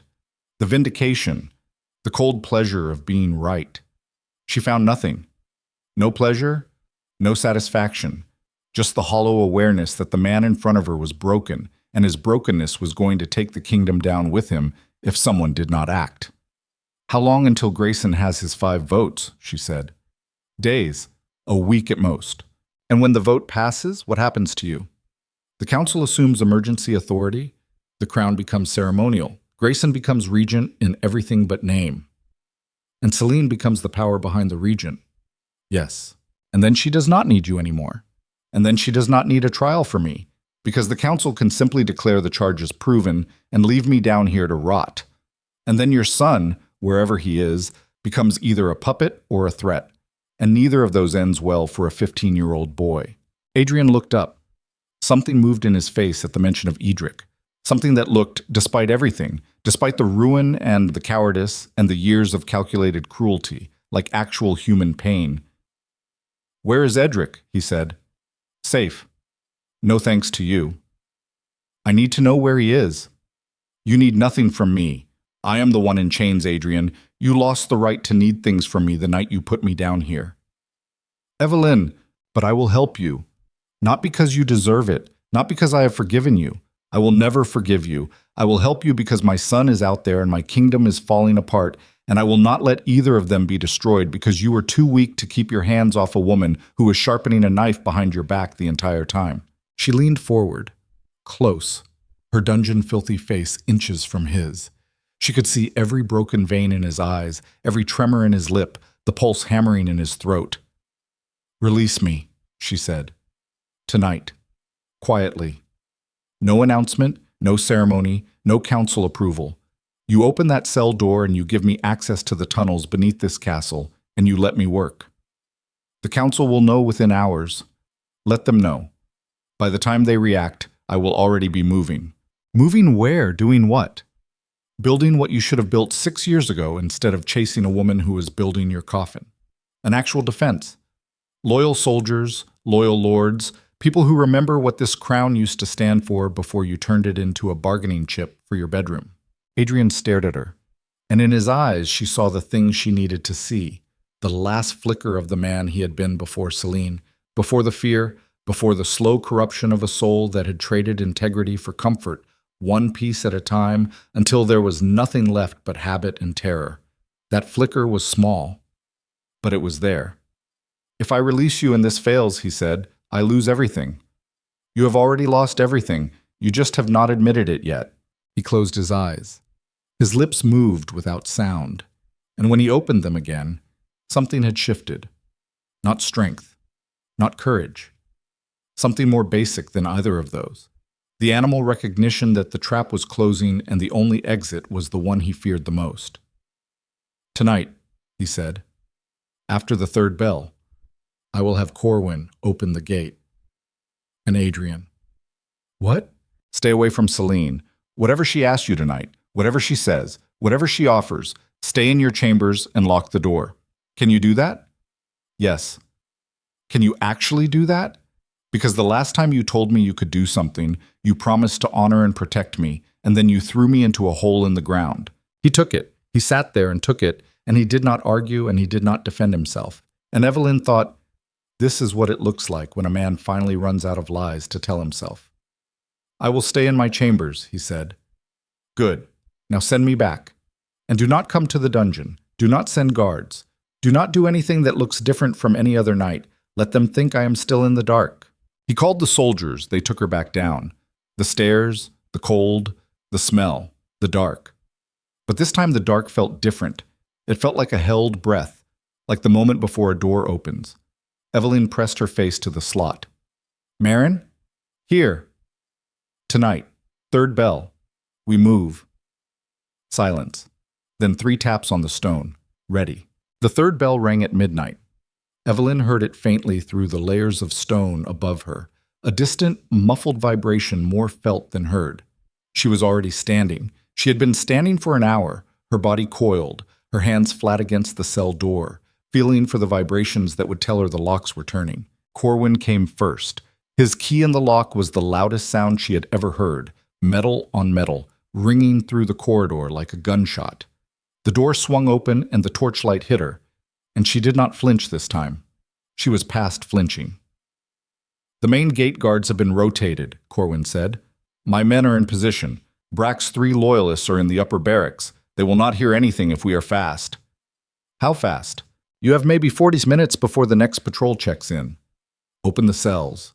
Corwin moved down this corridor, key after key, lock after lock. Iron doors swinging wide on rusted hinges, and from each cell a figure emerged, blinking, staggering, adjusting to light they had not seen in weeks or months. Marin came out first, and Evelyn saw him for the first time. Not a voice through a wall, but a man, gaunt and scarred, his beard thick and matted, his eyes sunken but burning with something that 8 months of darkness had not managed to extinguish. He was taller than she had imagined, broader. He moved like a soldier even in rags, each step deliberate, balanced, ready. "Captain," she said, "Your Grace." They looked at each other, the torchlight between them, the corridor stretching in both directions, doors open, prisoners emerging one by one into the flickering light like the dead returning to the world. 14, Marin said.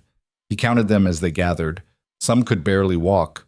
The magistrate Sarah leaned against the wall with her eyes closed, breathing through her mouth, her legs trembling.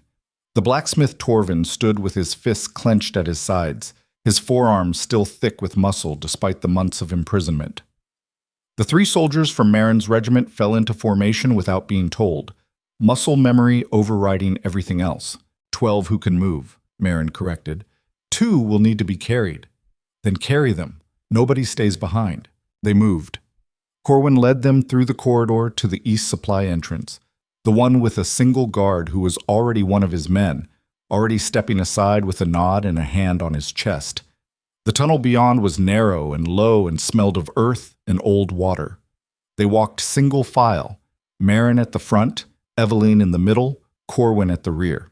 The torches threw jumping shadows on the walls, and the sound of their breathing filled the passage like the breathing of a single enormous animal waking up underground. The tunnel branched, left toward the river caves, right toward the old armory passage that connected to the service corridors beneath the palace.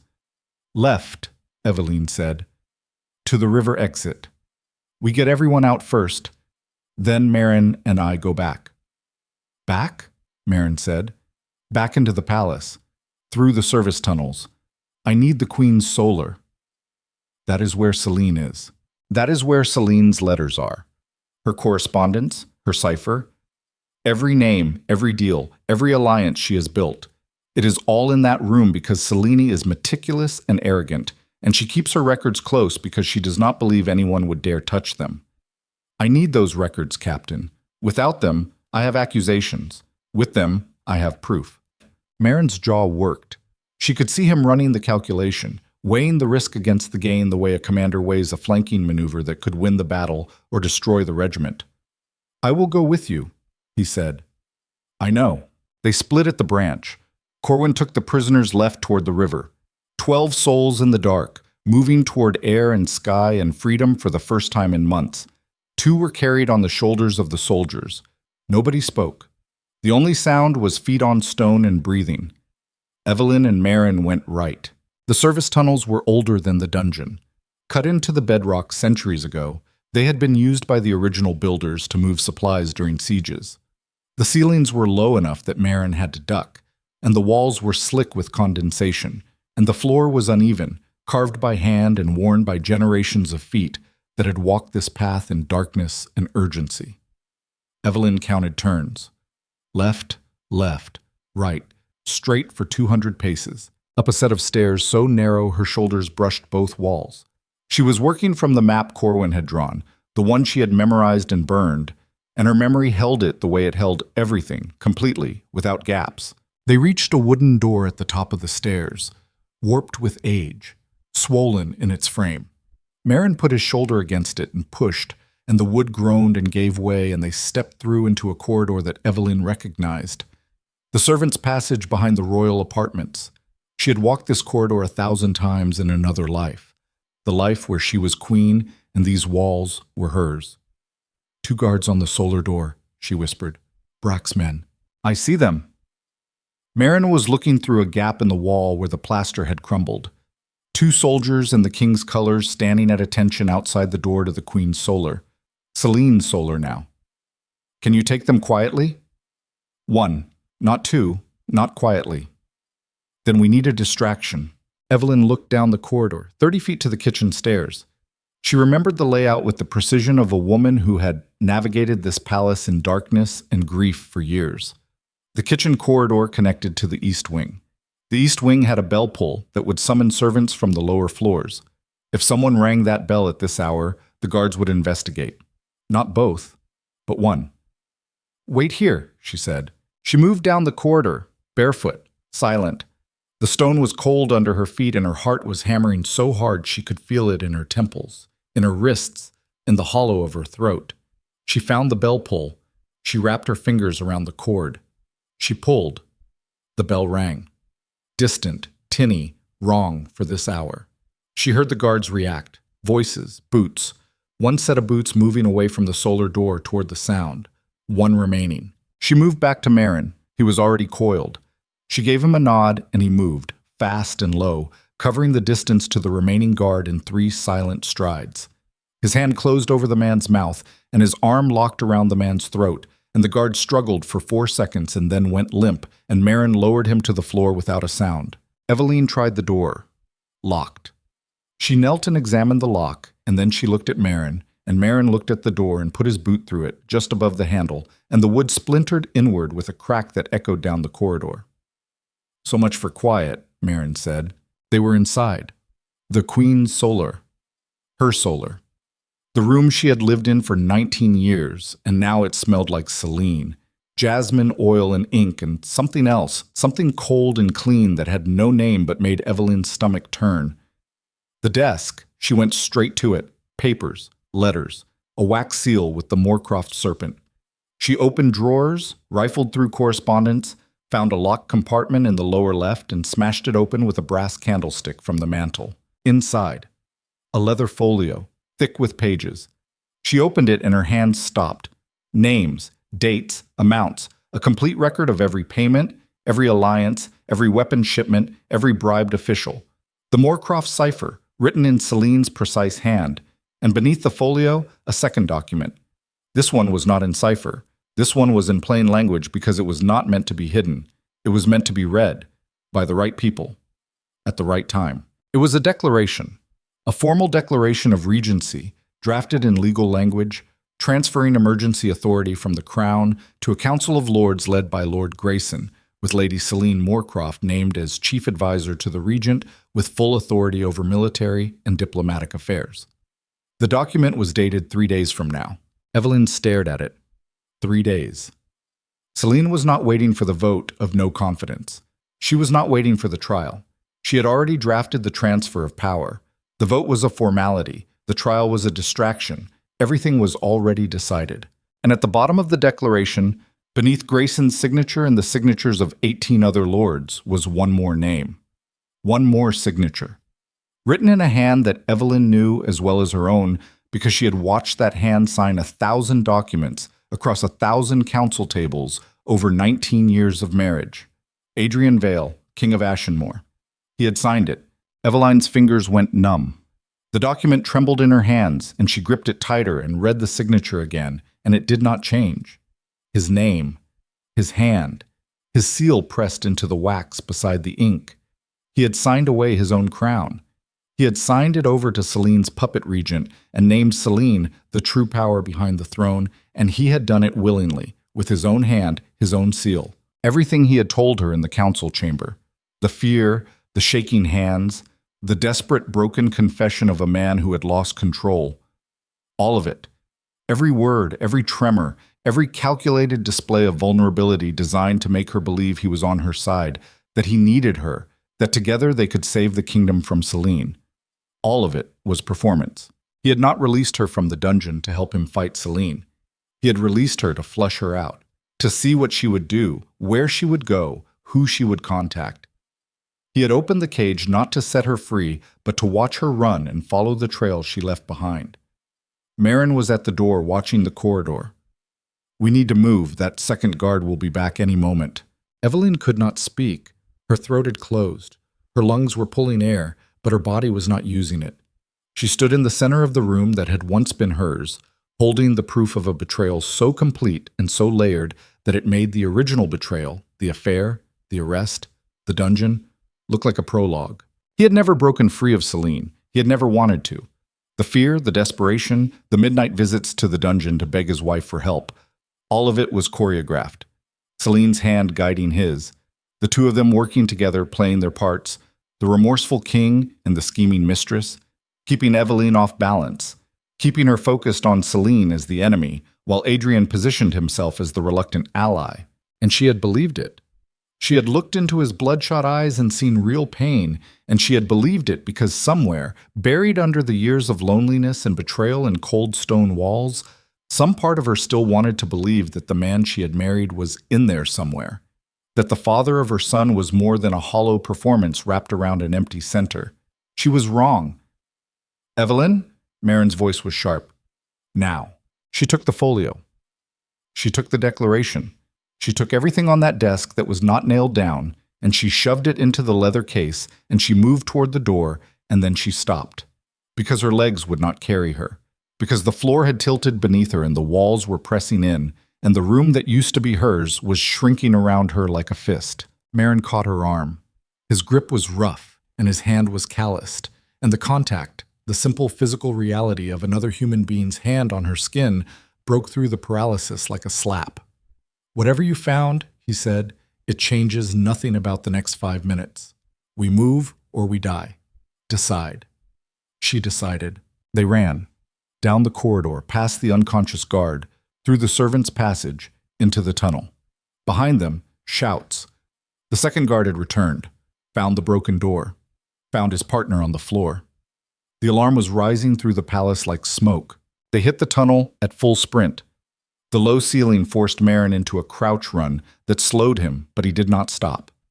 Evelyn ran behind him with the leather case pressed to her chest, and the darkness swallowed them, and the shouts above faded, and the only sound was their breathing, and their feet on the stone and the distant, muffled tolling of the palace alarm bell. Left, left, right, straight, down the narrow stairs, through the warped door, into the deeper tunnels, where the air grew cold and wet, and the ceiling dripped and the walls narrowed until they were running single file through a crack in the earth's bones. They reached the river exit 20 minutes later.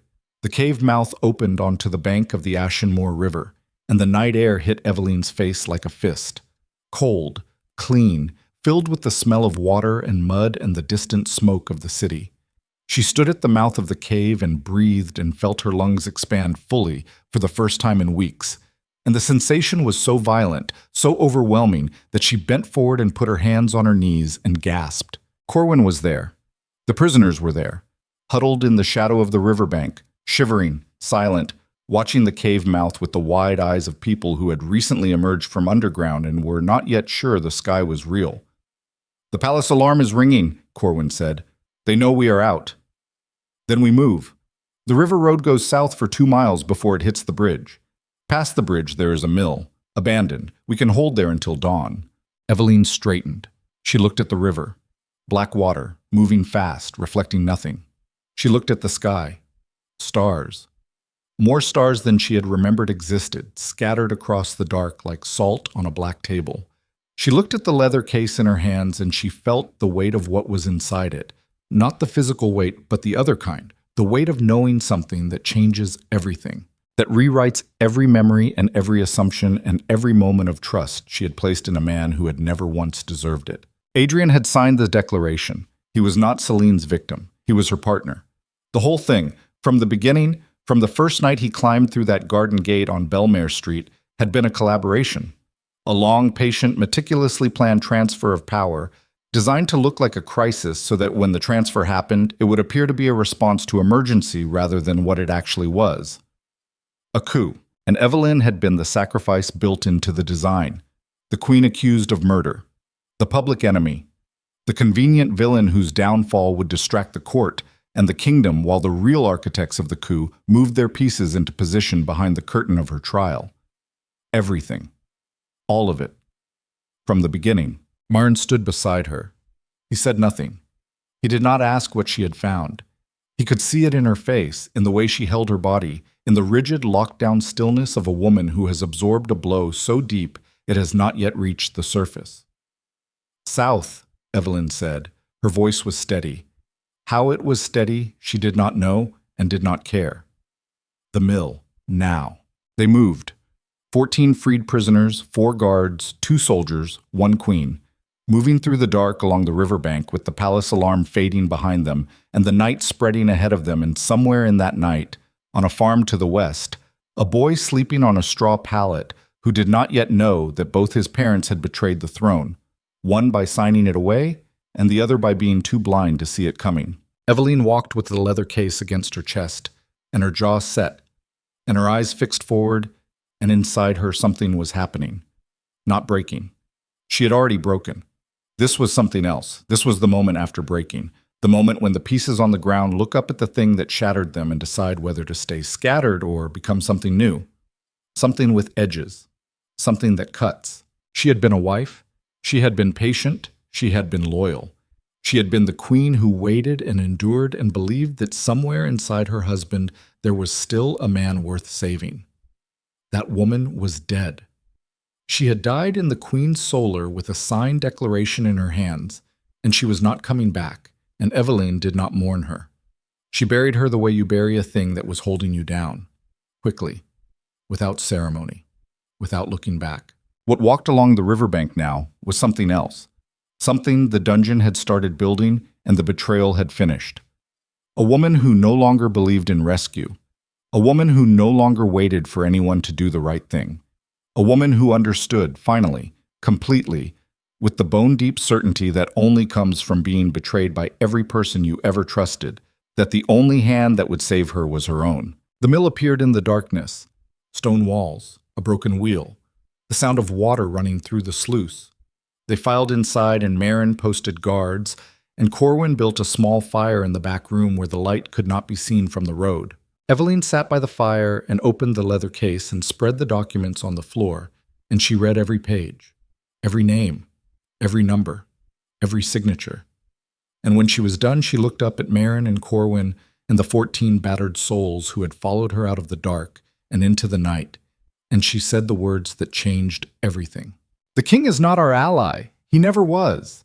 He signed the kingdom over to Celine 3 weeks ago. The trial, the dungeon, all of it was theater. We are not fighting a conspiracy against the crown. We are fighting the crown itself." Silence. The fire cracked and popped. Somewhere outside, an owl called across the river. "Then what do we do?" Marin said. Evelyn looked at this fire. The flames threw shadows across her face, across the hollows under her eyes, across the sharp new lines that the dungeon and the betrayal had carved into her skin. She was not the same woman who had walked into that banquet in a white dress 17 days ago. That woman had still been holding on to something, a thread of hope, a belief that the world made sense, a faith that the people who were supposed to love you would not destroy you on purpose. That thread was cut. And what remained was not hope. It was clarity. The terrible, liberating clarity of a woman who has finally stopped asking why and started asking how. "We take it back," she said. "Not for him. Not for the crown as it is. For what it should have been. For Edric. For every person in this kingdom who deserves better than a king who sold them and a woman who bought them." She held up the declaration, Adrian's signature at the bottom, the seal of the serpent beside it. "This is our weapon. This is the proof that the king conspired with Celine to surrender the throne. When the court sees this, when the kingdom sees this, Adrian is finished. Not exiled, not forgiven. Finished." She folded the document and pressed it against her chest, over her heart, and the paper was warm from the fire, and she held it there and felt it beating against her like a second pulse. "But first," she said, and her voice dropped, and the fire guttered, and every face in that room turned toward her, "we have to survive the next 3 days. Because in 3 days, that declaration takes effect. In 3 days, Grayson becomes regent, and Celine becomes the most powerful person in this kingdom, and 2,000 armed men on private estates become a standing army with legal authority. 3 days. That is what we have. Marin looked at her. Corwin looked at her. 14 broken, starving, newly freed prisoners looked at her. And she looked back at them with eyes that held no softness and no mercy and no illusion, only the hard, clean, razored focus of a woman who had been pushed past every limit and come out the other side as something the people who pushed her had never anticipated, something they should have feared. 3 days, she said again. And the fire burned, and the river ran, and the night held its breath around them, and somewhere in the palace above the city, a king who had betrayed everything sat in a room with a woman who had never loved him and waited for a crown he had already signed away. And he did not know, could not know, that in a broken mill by the river, his wife was sharpening the blade that would bring it all down. The first day they spent bleeding, not from wounds, from necessity. Evelyn sent Marin south along the river road before dawn with 3 of his soldiers and a list of names she had pulled from memory. Names of minor lords and landholders who owed debts to the crown that Adrian had forgotten or dismissed. Men and women whose loyalty had been purchased not with gold, but with the quieter currency of fairness. A tax adjustment here. A land dispute settled justly there. Small acts of governance that Adrian had never bothered with because they did not produce spectacle, but Evelyn had handled them for years from her desk in the Queen's Solar, and those small acts had built something Adrian never understood. Gratitude, the kind that does not expire. Marin rode out with the names and came back 14 hours later with 11 men, farmers mostly. 2 retired soldiers from the border garrison who had settled on their land grants and gone soft around the middle, but still knew which end of a sword did the cutting. 1 blacksmith from the river village who brought his own hammer and a look in his eyes that said he had been waiting a long time for someone to point him at a fight. 11. Added to the 14 from the dungeon, minus the 2 too weak to stand, plus Marin's 3 soldiers and Corwin's 4 guards. 30 men and women total. Against a palace garrison of 200, a city watch of 300, and somewhere in the eastern provinces 2,000 armed soldiers waiting for Celine's signal. Evelyn counted them in the mill's back room by firelight, and she did not pretend the numbers were anything other than what they were. Suicide. 30 against thousands was not a battle. It was a gesture. And gestures, no matter how noble, did not win wars. But she was not planning a war. She was planning a trial. The second day she sent Corwin into the city. He went alone, dressed as a dock worker, his scar hidden beneath a pulled-down cap. He carried 3 copies of the signed declaration, each one transcribed by Magistrate Serra, onto parchment taken from the mill's abandoned office, each one bearing a detailed notation of every name, every date, every weapon shipment documented in Celine's folio. 3 copies. 3 destinations. The first went to the harbor master, a man named Collis, who had served under Evelyn's father and who controlled the flow of information along the docks the way a heart controls the flow of blood. If the declaration reached Collis, it would reach every merchant, every sailor, every dockside worker in the city within hours. The second went to Lady Ashworth, the oldest member of the noble council, 81 years old, half-blind, and possessed of a memory so precise and a reputation so untouchable that anything she verified became, in the eyes of the court, fact. The third copy Evelyn kept. She folded it into the lining of her dress, stitched it there with thread borrowed from one of the farm wives, and carried it against her skin where it crinkled with every step and reminded her with every breath that she was carrying a bomb. Corwin returned at nightfall. Collis had the document, Ashworth had the document, and Corwin had something else, news. Celine moved the timeline again, he said. His face was drawn tight, and there was mud on his boots and a cut across his knuckles from climbing a wall near the harbor. The declaration takes effect tomorrow, not in 3 days. Tomorrow. The council has been summoned for an emergency session at noon. Grayson will present the declaration. Adrian will confirm his signature. The transfer of authority happens on the floor of the council chamber. Tomorrow. Not 3 days. Tomorrow. Evelyn stood by the fire and felt the ground shift beneath her. The careful, measured plan she had been building, the slow dissemination of evidence, the gradual turning of public opinion, the strategic approach to the surviving loyal lords, all of it was suddenly compressed into a space too small to hold it. 12 hours. She had 12 hours. Marin was beside her. She could feel him watching her the way a soldier watches a commander who has just received news that changes the entire shape of the battlefield. Waiting. Not for orders. For the moment when the commander's face tells him whether they are going forward or falling back. Eveline's face told him they were going forward. "Wake everyone," she said. "Now. All of them. We move tonight." "Move where?" "Into the city, into the palace, into the council chamber itself if we have to." 30 people against a garrison. We are not fighting the garrison. We are fighting the story. Celine wins tomorrow because the council believes the declaration is legitimate. They believe the king signed it willingly. They believe the transfer is a response to crisis. We walk into that chamber with the evidence, the folio, the weapons manifests, the bribery records, and we show them it is not a crisis. It is a coup. We do not need to beat the garrison. We need to beat the lie. And if they do not listen, they will listen, because Lady Ashworth has the declaration. And when the oldest, most respected woman in the kingdom stands up in that council chamber and says the queen has proof that the king conspired to sell the throne, they will listen. They will listen because not listening means choosing Celine's version over Ashworth's, and nobody in that council has the stomach for that fight. Marin's jaw moved. He was chewing on something, not food. A decision. "Getting into the city is possible," he said. "The river gate is lightly guarded, and I know the rotation. Getting into the palace is harder. Brack will have every entrance locked down, especially now. The tunnels. They will have found the tunnel exits by now. We used them 2 nights ago. Brack is not stupid. Brack is not stupid, but he is understaffed. He cannot guard every exit. The main tunnel, yes. The supply entrance, yes. But the system has dozens of branches. There are exits in the old chapel basement, in the granary cellar, in the drainage shaft beneath the east wall. You mapped them yourself 8 years ago. You told me that. I told you I mapped the main corridors. The branches were unstable. Some of them were partially collapsed. Partially. Marin looked at her. In the firelight, his gaunt face was all angles and shadow, and his eyes were steady and clear, and she saw in them the thing she needed. Not certainty, but willingness. The willingness of a man who has already lost everything and is therefore free to risk what remains. "The drainage shaft," he said. "It comes out in the lower courtyard near the kitchens. It is narrow, 1 person at a time, and the last 20 feet are a vertical climb with no handholds. Can we get through it? Some of us. The ones who can climb. The rest would need to create a distraction at the main gate, something loud enough to pull Brack's reserves.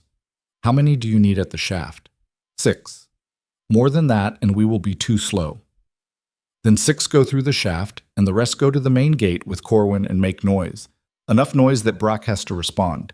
Enough chaos that 6 people slipping through a drainage shaft do not register.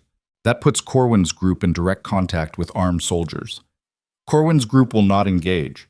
They will make noise. Bang on the gates, shout the queen's name, throw torches over the wall, make it look like a mob, a riot, something that demands attention. The city is already on edge. It will not take much to make the garrison believe a real uprising is starting. And if the garrison does not just hold the gate, if they come out, then Corwin retreats. Into the streets. Into the dark. 30 armed guards are not going to chase a scattered group through the harbor district at night. Not when the council is meeting in the morning and every soldier is needed at the palace. Marin exhaled. Long, slow, the breath of a man stepping off a ledge. 6 through the shaft. I picked them. Pick them, and pick yourself. I was always picking myself. They moved at the 4th bell. 2 hours before dawn. The sky was black and starless, clouds low and heavy with the promise of rain, and the river road was empty. They walked in 2 groups. Corwin's group, 22 strong, took the road toward the main city gate. Eveline's group, 6 people including Marin and herself, split east along the riverbank toward the drainage outlet. Evelyn walked at the center of the column. The leather case with the original folio was strapped across her back. The copy of the declaration was stitched into her dress. She wore boots taken from one of the retired soldiers, 2 sizes too large, stuffed with cloth at the toes. Her dress was the same filthy white from the dungeon, stained gray and brown and torn at the hem, and she had not washed, and she had not slept, and she moved through the dark like something that had stopped being a person and become a purpose. She thought about Edric, on the farm, sleeping or not sleeping, wondering where his mother was, wondering if his father had truly done what the unsigned letter said. 15 years old and already learning that the people who were supposed to protect you could be the ones who hurt you the most. And there was nothing fair about that lesson and no way to soften it. And Evelyn could not protect him from it any more than her own father had been able to protect her from the truth about the world, which was that it did not care about fairness and never had. And the only people who survived were the ones who stopped expecting it and started building something stronger in its place. The drainage shaft was exactly where Marin said it would be. A stone-lined opening in the embankment, 3 feet wide, covered by a rusted iron grate that Torvin the blacksmith removed with his bare hands and a pry bar fashioned from a fence post. The opening exhaled cold, stale air that smelled of standing water and old stone. Marin went first. He disappeared into the shaft with a torch gripped between his teeth and his elbows scraping the walls. And Evelyn listened to the sound of him crawling into the dark, and she thought about how many times in the last 3 weeks she had entered darkness voluntarily, and how each time it had been easier, not because the darkness was less frightening, but because she was becoming something the darkness could not frighten anymore. She went second. The shaft was tight. Her shoulders scraped the stone on both sides, and the water on the floor soaked her dress to the skin, and the cold was immediate and total, the kind of cold that reaches your bones in seconds and settles there like a tenant that will not leave. She crawled, hands and knees, the leather case on her back caught on the ceiling, and she had to flatten herself and drag forward on her belly. And the stone tore at her clothes and her skin, and she felt blood on her forearms, warm against the cold water, and she kept moving because stopping was not something she did anymore. The shaft angled upward after 100 feet, gradually at first, then steeply. The walls grew tighter. The water thinned to a trickle, and then disappeared, and the stone was dry and rough, and Evelyn's fingers bled as she pulled herself up the incline inch by inch. Behind her, the others followed. 2 of Marin's soldiers, Torvin, Magistrate Sarah, who was moving through the shaft on sheer determination because her body had not recovered from months of imprisonment, and every pull forward was a negotiation with muscles that wanted to quit. The vertical section was the worst. 20 feet straight up, no handholds, just rough stone and the memory of the map and the knowledge that the top of this shaft opened into the lower courtyard, and the lower courtyard was 30 yards from the kitchen entrance, and the kitchen entrance connected to the servants' corridor, and the servants' corridor led to the council chamber. Marin braced himself at the base of the vertical section, his back against one wall, his feet against the other, and he climbed like that, inching upward through friction and sheer bloody-minded refusal to fall. At the top he found the opening, pushed through a wooden cover that splintered under his hands, and pulled himself out onto the courtyard stones. He reached down. Evelyn grabbed his hand. His grip was iron. He hauled her up, and she came out of the shaft like something born from the earth, gasping, bleeding, soaked, and alive. The courtyard was gray with pre-dawn light. Rain had started, fine and cold, more mist than rain, and it coated everything with a thin film of water that made the stones shine. The palace loomed above them, dark windows, torch-lit corridors, the massive silhouette of the throne room tower against the clouds. "Kitchen entrance," Marin whispered. 20 yards, 1 guard. "Where?" "Left of the door, dozing. His head is down." Evelyn looked. The guard was leaning against the wall with his chin on his chest and his pike propped beside him. Young, barely 20. The night shift, the last hour before relief, the hour when the body's need for sleep overwhelms every other instinct. They moved, 6 bodies crossing the courtyard in the rain, low and fast, and the guard did not lift his head, and they were past him and through the kitchen door and inside the palace before his next breath. The kitchen was empty. Dawn prep had not started. The ovens were cold. The long tables were bare. The smell of yesterday's bread hung in the air like a ghost. They moved through it single file, past the pantry, past the cold storage, into the servants' corridor that ran the length of the east wing. And then the noise started, distant, from the main gate. A roar. Not one voice, but many. A sound like water crashing against stone, and beneath it, cutting through the roar like a blade through cloth, a single word repeated over and over. "The Queen, the Queen, the Queen." Corwin's group, right on time, hammering on the main gate, throwing torches, shouting Evelyn's name with the full-throated fury of people who had spent too long in the dark and were done being silent. The palace responded, boots on stone, shouts from the garrison, the heavy rhythmic crash of soldiers forming up in the courtyard. Brack's voice, distant but unmistakable, barking orders with the sharp, practiced authority of a man who had spent his career managing violence. "They are pulling from the interior posts," Marin said. He was listening with his head tilted, reading the sounds the way a hunter reads tracks. "The corridor guards are moving to reinforce the gate. Then we move now, before they reposition." They ran. Through the servants' corridor, up the back stairs, past empty guard posts where the soldiers had already departed for the gate. The palace was a maze of stone and torchlight and the sound of chaos. And through it all, Evelyn moved with the precision of a woman who had lived in these walls for 19 years and knew every turn and every shortcut and every shadow that could hide a body. The council chamber was on the second floor of the west wing. Heavy oak doors, iron brackets, normally guarded by 4 of Brack's best. But Brack's best were at the gate now, dealing with the mob, and the corridor outside the council chamber was empty. Marin tried the doors. Locked. Torvin stepped forward. The blacksmith put his shoulder against the oak and shoved, and the lock held, and he shoved again, and the wood groaned, and on the third hit, the bolt tore free of the frame, and the doors swung inward, and they were inside. The council chamber was enormous. Vaulted ceiling, stone columns, a semicircular gallery for observers, and a raised floor at the center where the council table sat. Massive, round, made of a single slab of black marble quarried from the mountains a century ago. 47 chairs around the table. 47 names carved into the stone floor before each chair. At the head of the table, the king's chair, larger than the rest, its back carved with the Vale crest. Empty. All of it empty. The session was not until noon, 6 hours from now. "We wait," Evelyn said. "Here?" "Here. In the chamber. When the lords arrive, when the council convenes, when Adrian and Celine walk through those doors expecting to complete their coup, we will already be here, waiting for them." Marin positioned his soldiers at the doors. Torvin stood at the main entrance with his hammer across his shoulders. Sarah sat at the council table and began arranging the documents from the folio in the order they would need to be presented, her magistrate's mind imposing structure on chaos the way it had been trained to do. Evelyn stood at the window. The rain was heavier now. Below her, the courtyard was a confusion of soldiers and torchlight and the distant sound of the mob at the gate. She could see Brack, a small figure at this distance, standing on the gatehouse wall, directing his men with sharp, chopping gestures. 6 hours. She pressed her forehead against the glass. It was cold. The rain ran down the outside in streaks that distorted the world below into something liquid and unreal.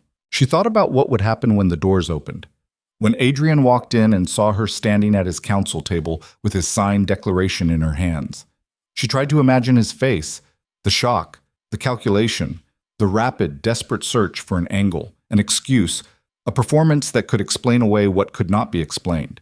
And Celine who had planned everything. Celine who had moved pieces across the board for 9 years with the patience and precision of a woman who believed she was the smartest person in every room she entered. Celine would walk through those doors expecting to complete the final move of a 9-year game, and instead she would find the one piece she thought she had removed from the board standing at the center of it. The hours passed. The rain did not stop. The sounds from the gate rose and fell like breathing. At some point, Sarah finished arranging the documents and fell asleep in her chair with her head on the marble table, and Evelyn let her sleep because the woman had earned it, and what was coming would require every ounce of strength she had left. At the 10th bell, 2 hours before noon, the palace began to fill. Evelyn could hear the arrival of the lords through the chamber walls, carriages in the courtyard, voices in the corridors, the particular, unmistakable energy of powerful people gathering for something they knew was significant. The low hum of tension that preceded every major shift of power. At the 11th bell, 1 hour before noon, a knock on the chamber doors. Not a soldier's knock. Soft, tentative. Marin opened the door a crack and then wider, and Lady Ashworth entered the chamber. She was small, barely 5 feet, bent at the shoulders from 8 decades of carrying the weight of other people's problems. Her white hair was pulled back from a face that was all bone and paper skin and bright, sharp, furious blue eyes that missed nothing and forgave less. She walked with a cane made of ironwood, and she used it now to tap her way across the stone floor until she stood before Evelyn and looked up at her, this filthy, bloodied, half-starved woman in a ruined white dress. And her eyes did not soften, but they did something else. They acknowledged. "I read the documents," Ashworth said. Her voice was thin but clear. "Every page, the declaration, the weapons manifests, the bribery records, all of it. And? And it is as bad as you think. Worse. Celine's network reaches deeper than your folio shows. I have my own sources. She has people inside the Treasury, inside the diplomatic corps, inside the military command. This is not a 6-year plan. This is longer, much longer. She has been building this since before she ever met Adrian. Can you verify it publicly before the council?" "I can and I will. That is why I am here an hour early.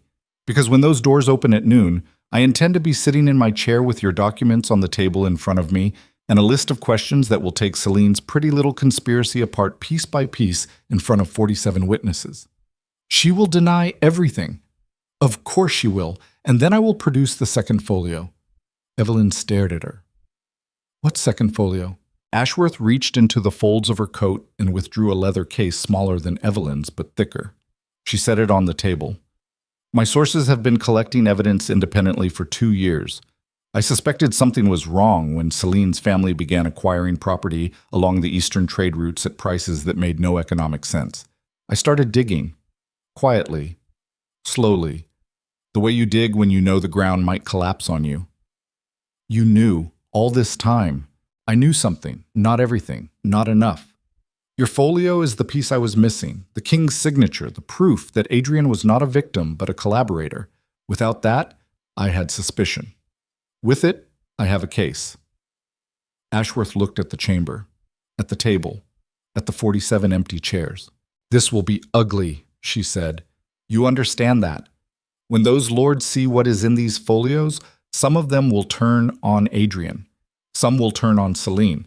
Some will turn on each other. And some, the ones who are already bought, will fight. Not with swords, with words, with procedure. They will challenge the evidence. They will demand delays. They will try to bury this in process until it suffocates. I know. And you are prepared for that? I am prepared for whatever walks through that door. I have been prepared since the night my husband signed my life away and thought it would stay buried." Ashworth studied her for a long moment. Those blue eyes, ancient and pitiless, moving over Evelyn's face with the measured attention of a woman who had spent 81 years learning to read people and had never once been wrong about what she saw. "Good," Ashworth said. "Then sit down, rest, and let an old woman tell you something she has learned in 8 decades of watching men destroy things and women rebuild them. The council chamber is not a battlefield. It is a stage. And the person who controls the stage controls the outcome. When those doors open, you do not argue. You do not accuse. You present. You lay the evidence on this table and you stand back and let it speak. Because the evidence does not need your anger. It does not need your pain. It needs your silence. Your silence will be the loudest thing in this room." The doors opened at noon. They came in waves. The lesser lords first, taking their seats at the table with the nervous, jerky movements of men who could feel the ground shifting beneath their feet. Then the middle ranks, the Duchess of Heron, Lord Cresswell. Faces Evelyn recognized from the banquet, from the night everything started, looking older now, thinner, as though the last 3 weeks had aged them in ways they did not understand. Then Grayson.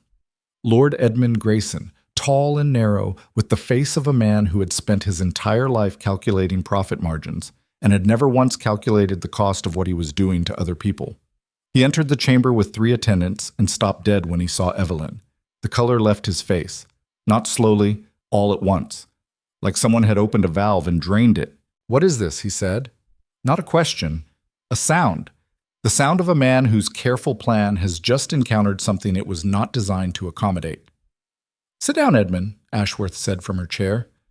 "You have a long morning ahead of you." Grayson sat. His eyes did not leave Evelyn.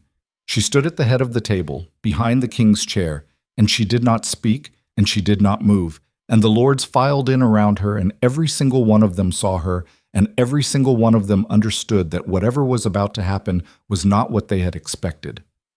And then Adrian entered. He walked through the doors with Celine at his side and Commander Brock 2 steps behind.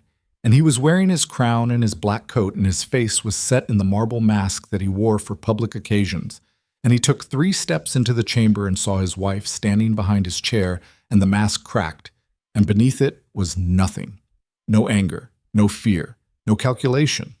Nothing.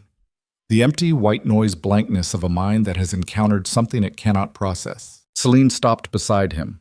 Her eyes moved from Evelyn to the table, to the documents laid out in Sarah's careful order, to Lady Ashworth sitting with her second folio open, to the soldiers at the doors who were not Brack's soldiers. And Evelyn watched Celine's face and saw something she had never seen there before.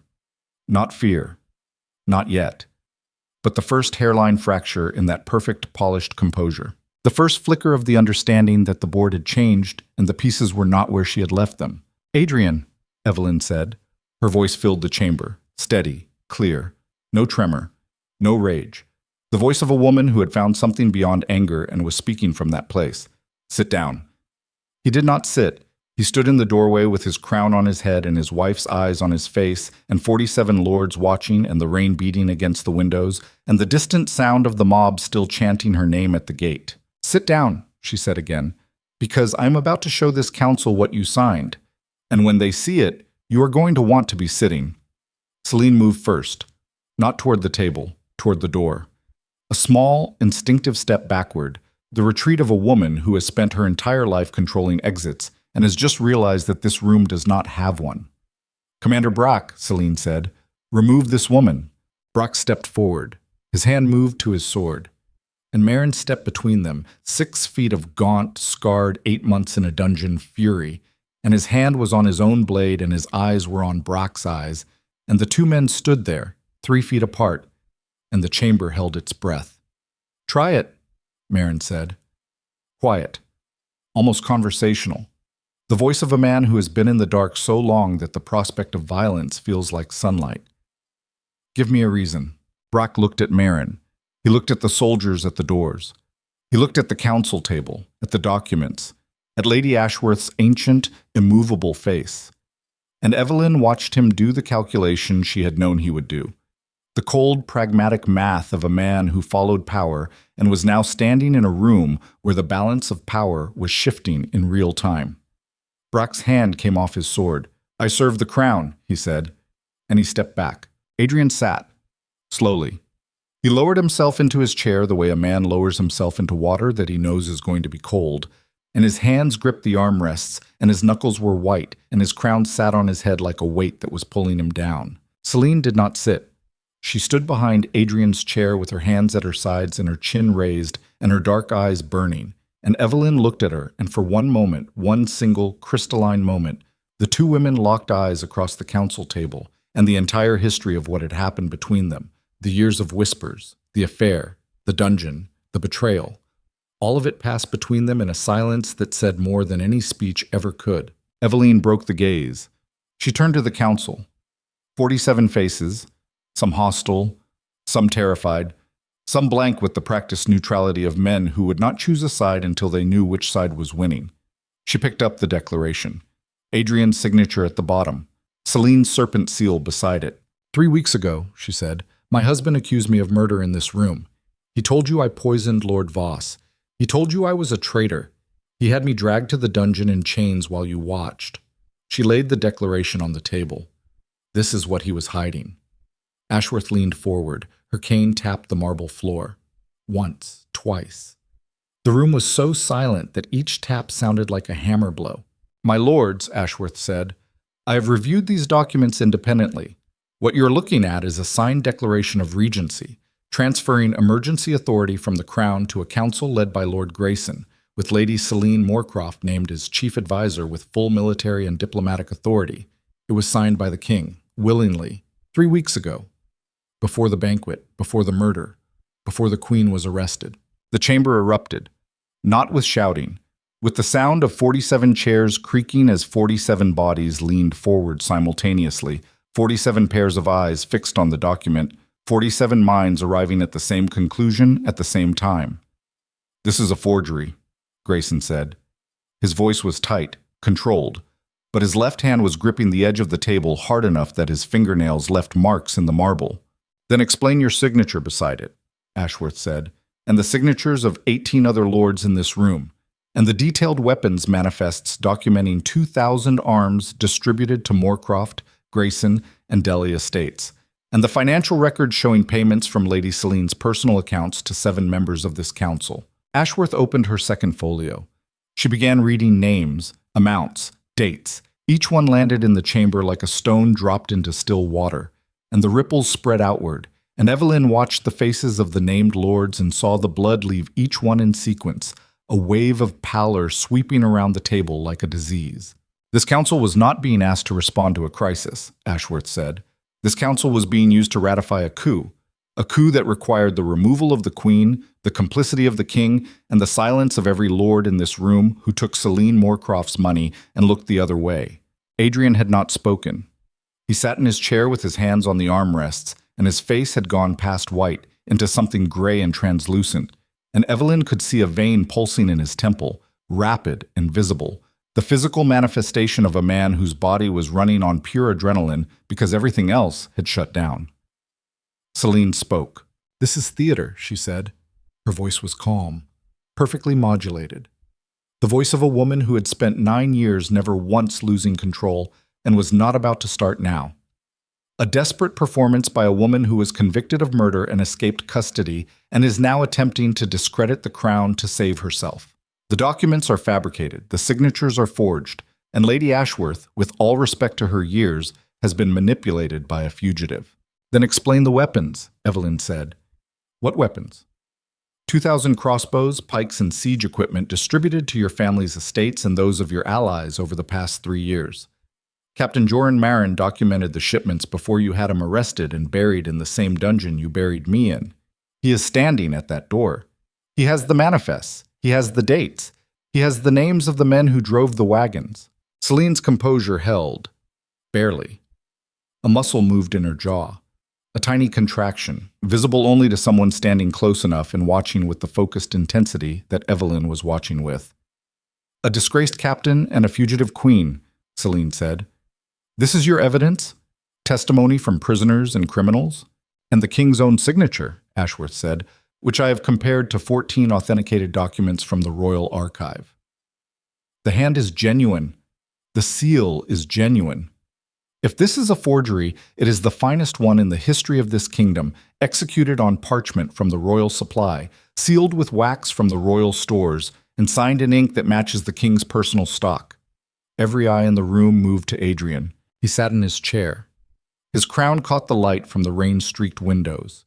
His hands had not moved from the armrests. His face was a landscape of collapse, every feature sagging, every line deepened, the face of a man who had been propping up a facade for years and had just watched the last support beam give way.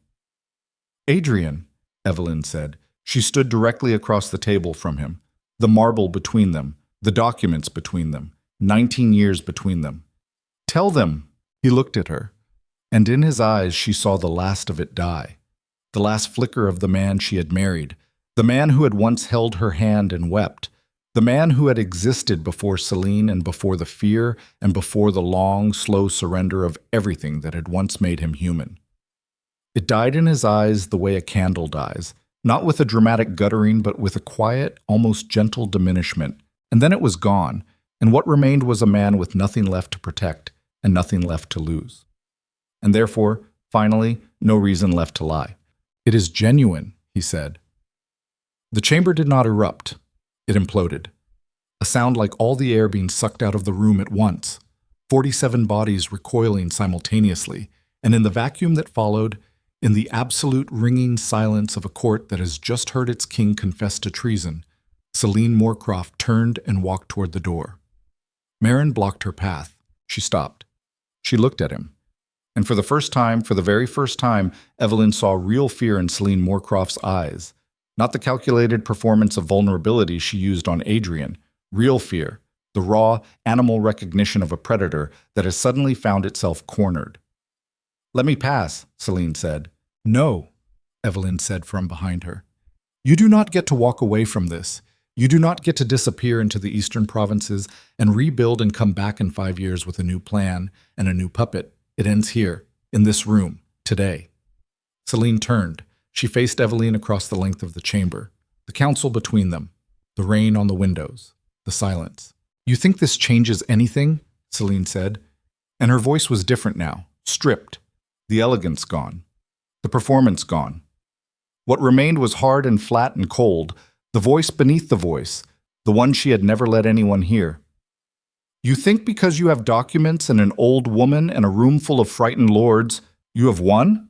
I have 2,000 armed men in the eastern provinces. I have allies in every major city. I have spent 9 years building a network that extends beyond this palace, beyond this kingdom, into places you cannot reach and people you cannot touch.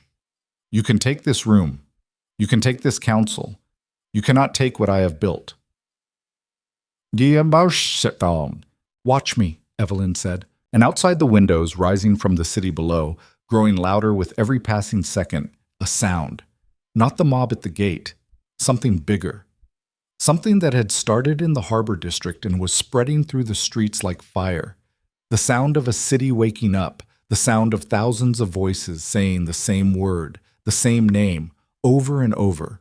A tide of sound that washed against the palace walls and poured through the windows and filled the council chamber until it drowned out everything else. The Queen, the Queen, the Queen.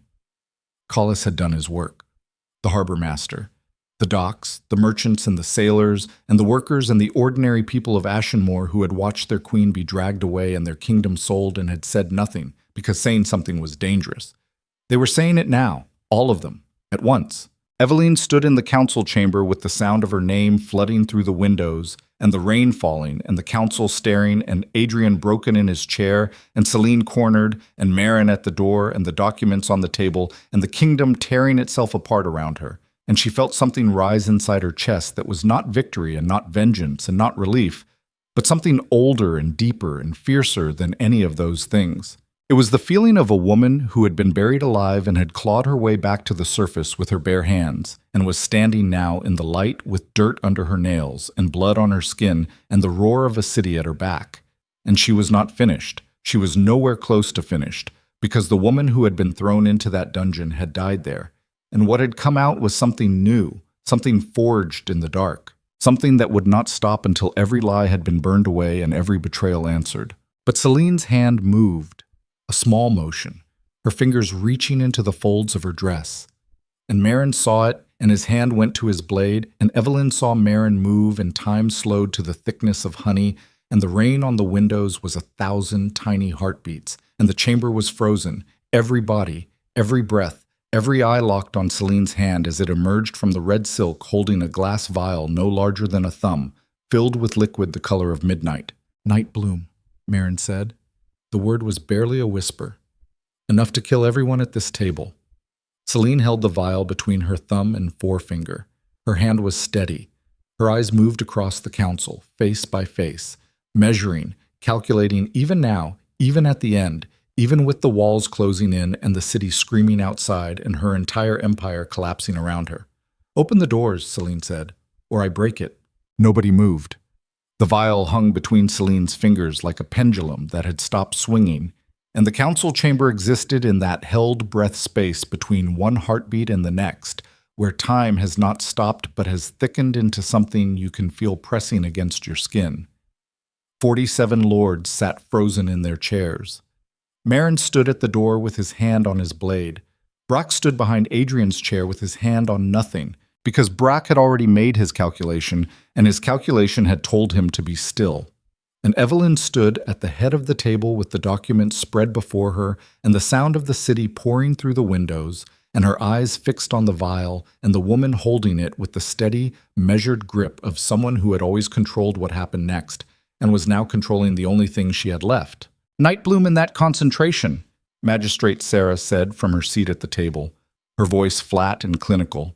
The voice of a woman who had spent 20 years in courtrooms and had learned to use precision as a weapon, is lethal through skin contact. If she breaks that vial, the vapor alone will incapacitate everyone within 15 feet.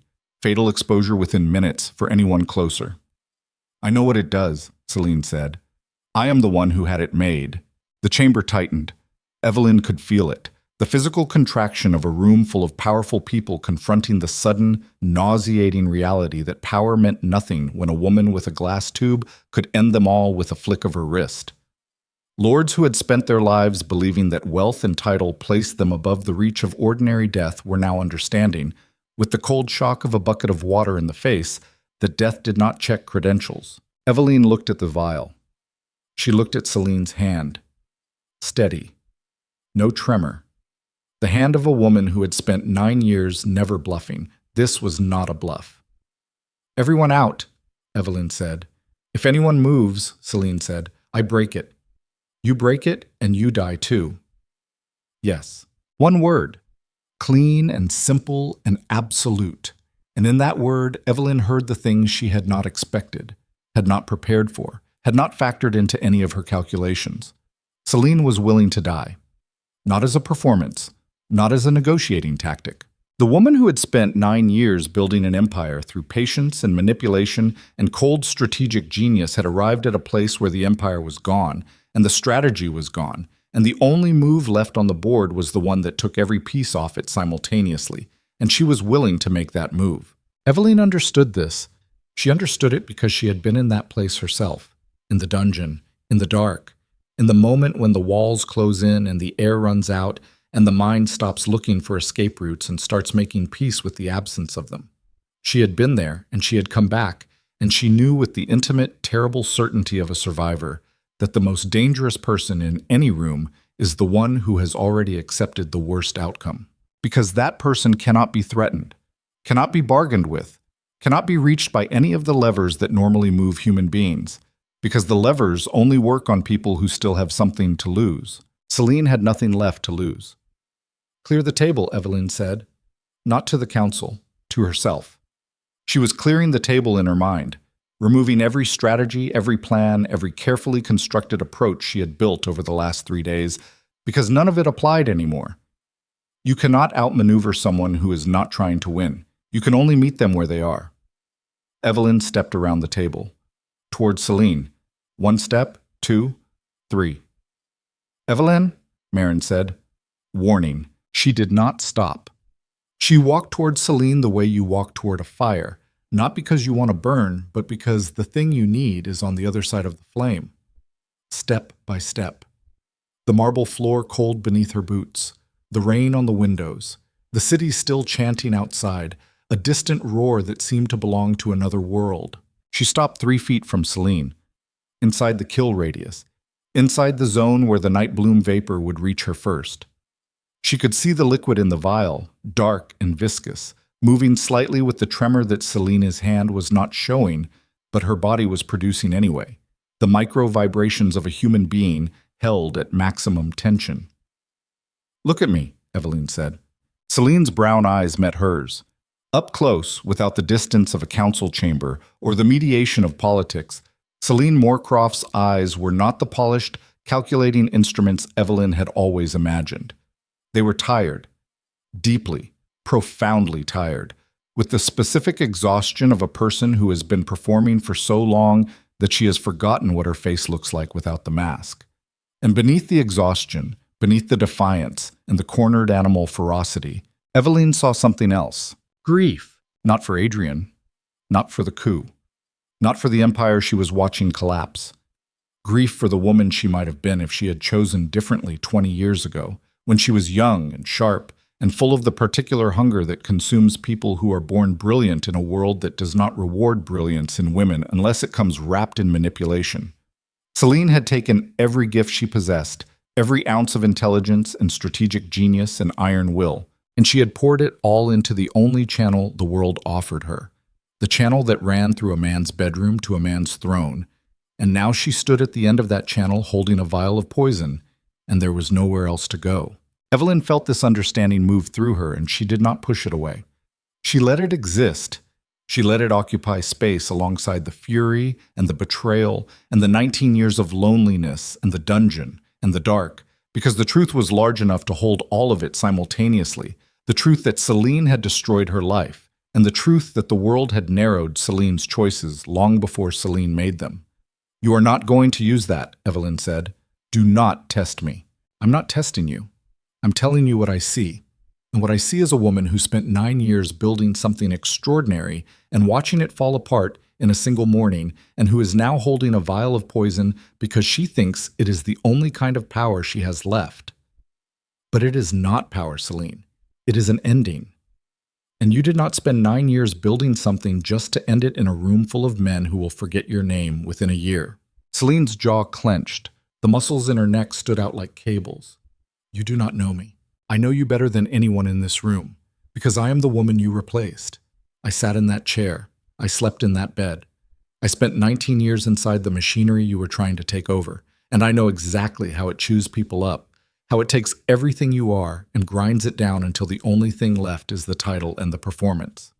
You think I survived that dungeon because I am strong? I survived because I stopped performing. I stopped pretending.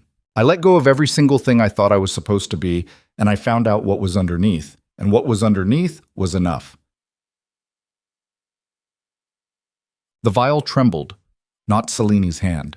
The vial itself vibrating with the tension running through her body, a tension so extreme that Evelyn could see the woman's pulse in her throat, rapid and shallow, the heartbeat of a person standing at the edge of something irreversible. Put it down, Evelyn said. Not for them. Not for me. For the woman you were before you decided the only way to matter was to destroy someone else. Silence. The rain. The distant roar of the city. The breathing of 47 lords who did not dare exhale. Celine's hand lowered, slowly. An inch. 2 inches. Her fingers opened. The vial dropped. Evelyn caught it. Her hand closed around the glass and the cool weight of it settled into her palm, and she held it the way you hold a grenade after the pin has been pulled and not released, with absolute stillness, with the full body awareness that the next wrong move could end everything. She turned. She placed the vial on the council table. She stepped back. And Celine Moorcroft collapsed. Not dramatically, not with a cry or a scream or a theatrical crumpling. She simply stopped holding herself up. Her knees unlocked, and her body folded, and she went down to the marble floor like a building whose foundation has been removed. And she sat there on the cold stone with her red dress pooled around her and her dark hair falling across her face. And she did not weep, and she did not speak, and she did not move. Marin's soldiers took her. Gently. Not roughly. Evelyn had not told them to be gentle, but they were, because even hardened men recognize the moment when a fight is truly over, and what was sitting on that floor was not a threat anymore. It was a person, broken and emptied and done. They took her from the chamber, the doors closed behind her. And Evelyn turned to the council table and 47 faces looked back at her, and every single one of them was waiting for her to speak. She did not speak. Not yet. She stood at the head of the table and she looked at Adrian. He had not moved during any of it. He had sat in his chair with his crown on his head and his hands on the armrests, and he had watched his wife walk toward a vial of poison to save the room he had sold, and he had not moved. He had not stood. He had not stepped forward. He had not said a word or lifted a hand or done one single thing to protect anyone, including himself. Evelyn looked at him, and she did not feel anger anymore.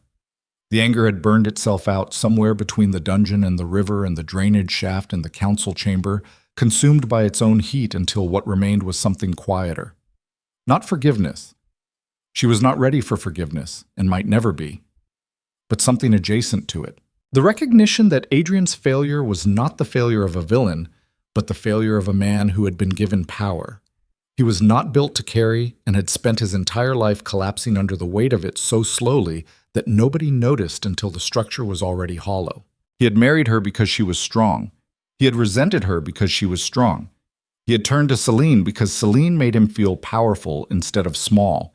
And that feeling, that intoxicating, poisonous feeling of being the biggest person in the room, had been more important to him than the truth, more important than loyalty, more important than the woman who had stood beside him for 19 years and held the kingdom together while he held the crown and pretended they were the same thing. Adrian, she said. He looked up. His eyes were red, not from tears. He had not cried. From the rupture of blood vessels behind the cornea, the physical consequence of a body held at maximum stress for too long. His face was gray and slack, and the crown on his head looked absurd, a golden ornament perched on the wreckage of a man who no longer had anything for it to signify. "Remove the crown," she said. His hands moved to his head. Slowly, the way a man moves when every motion costs something. His fingers touched the gold. They trembled. And then they lifted it, and the crown came away from his head, and he held it in his lap and looked at it the way a man looks at a wound, with the confused, disoriented expression of someone who cannot understand how something so small could have caused so much damage. "Put it on the table," she said. He put it on the table. The gold rang against the marble, a small sound, final. "Now tell them," she said. "All of it, everything, from the beginning." And Adrian did. He spoke for 40 minutes. He spoke in a voice that had no performance left in it, no modulation, no calculated warmth or strategic coldness, just the flat, exhausted monotone of a man emptying himself of secrets he had been carrying so long they had become part of his skeleton. He told them about Celine, about the first night on Belmare Street, about the years of meetings and the slow corruption of his judgment and the way she had isolated him from every honest voice in his life, until the only voice he could hear was hers.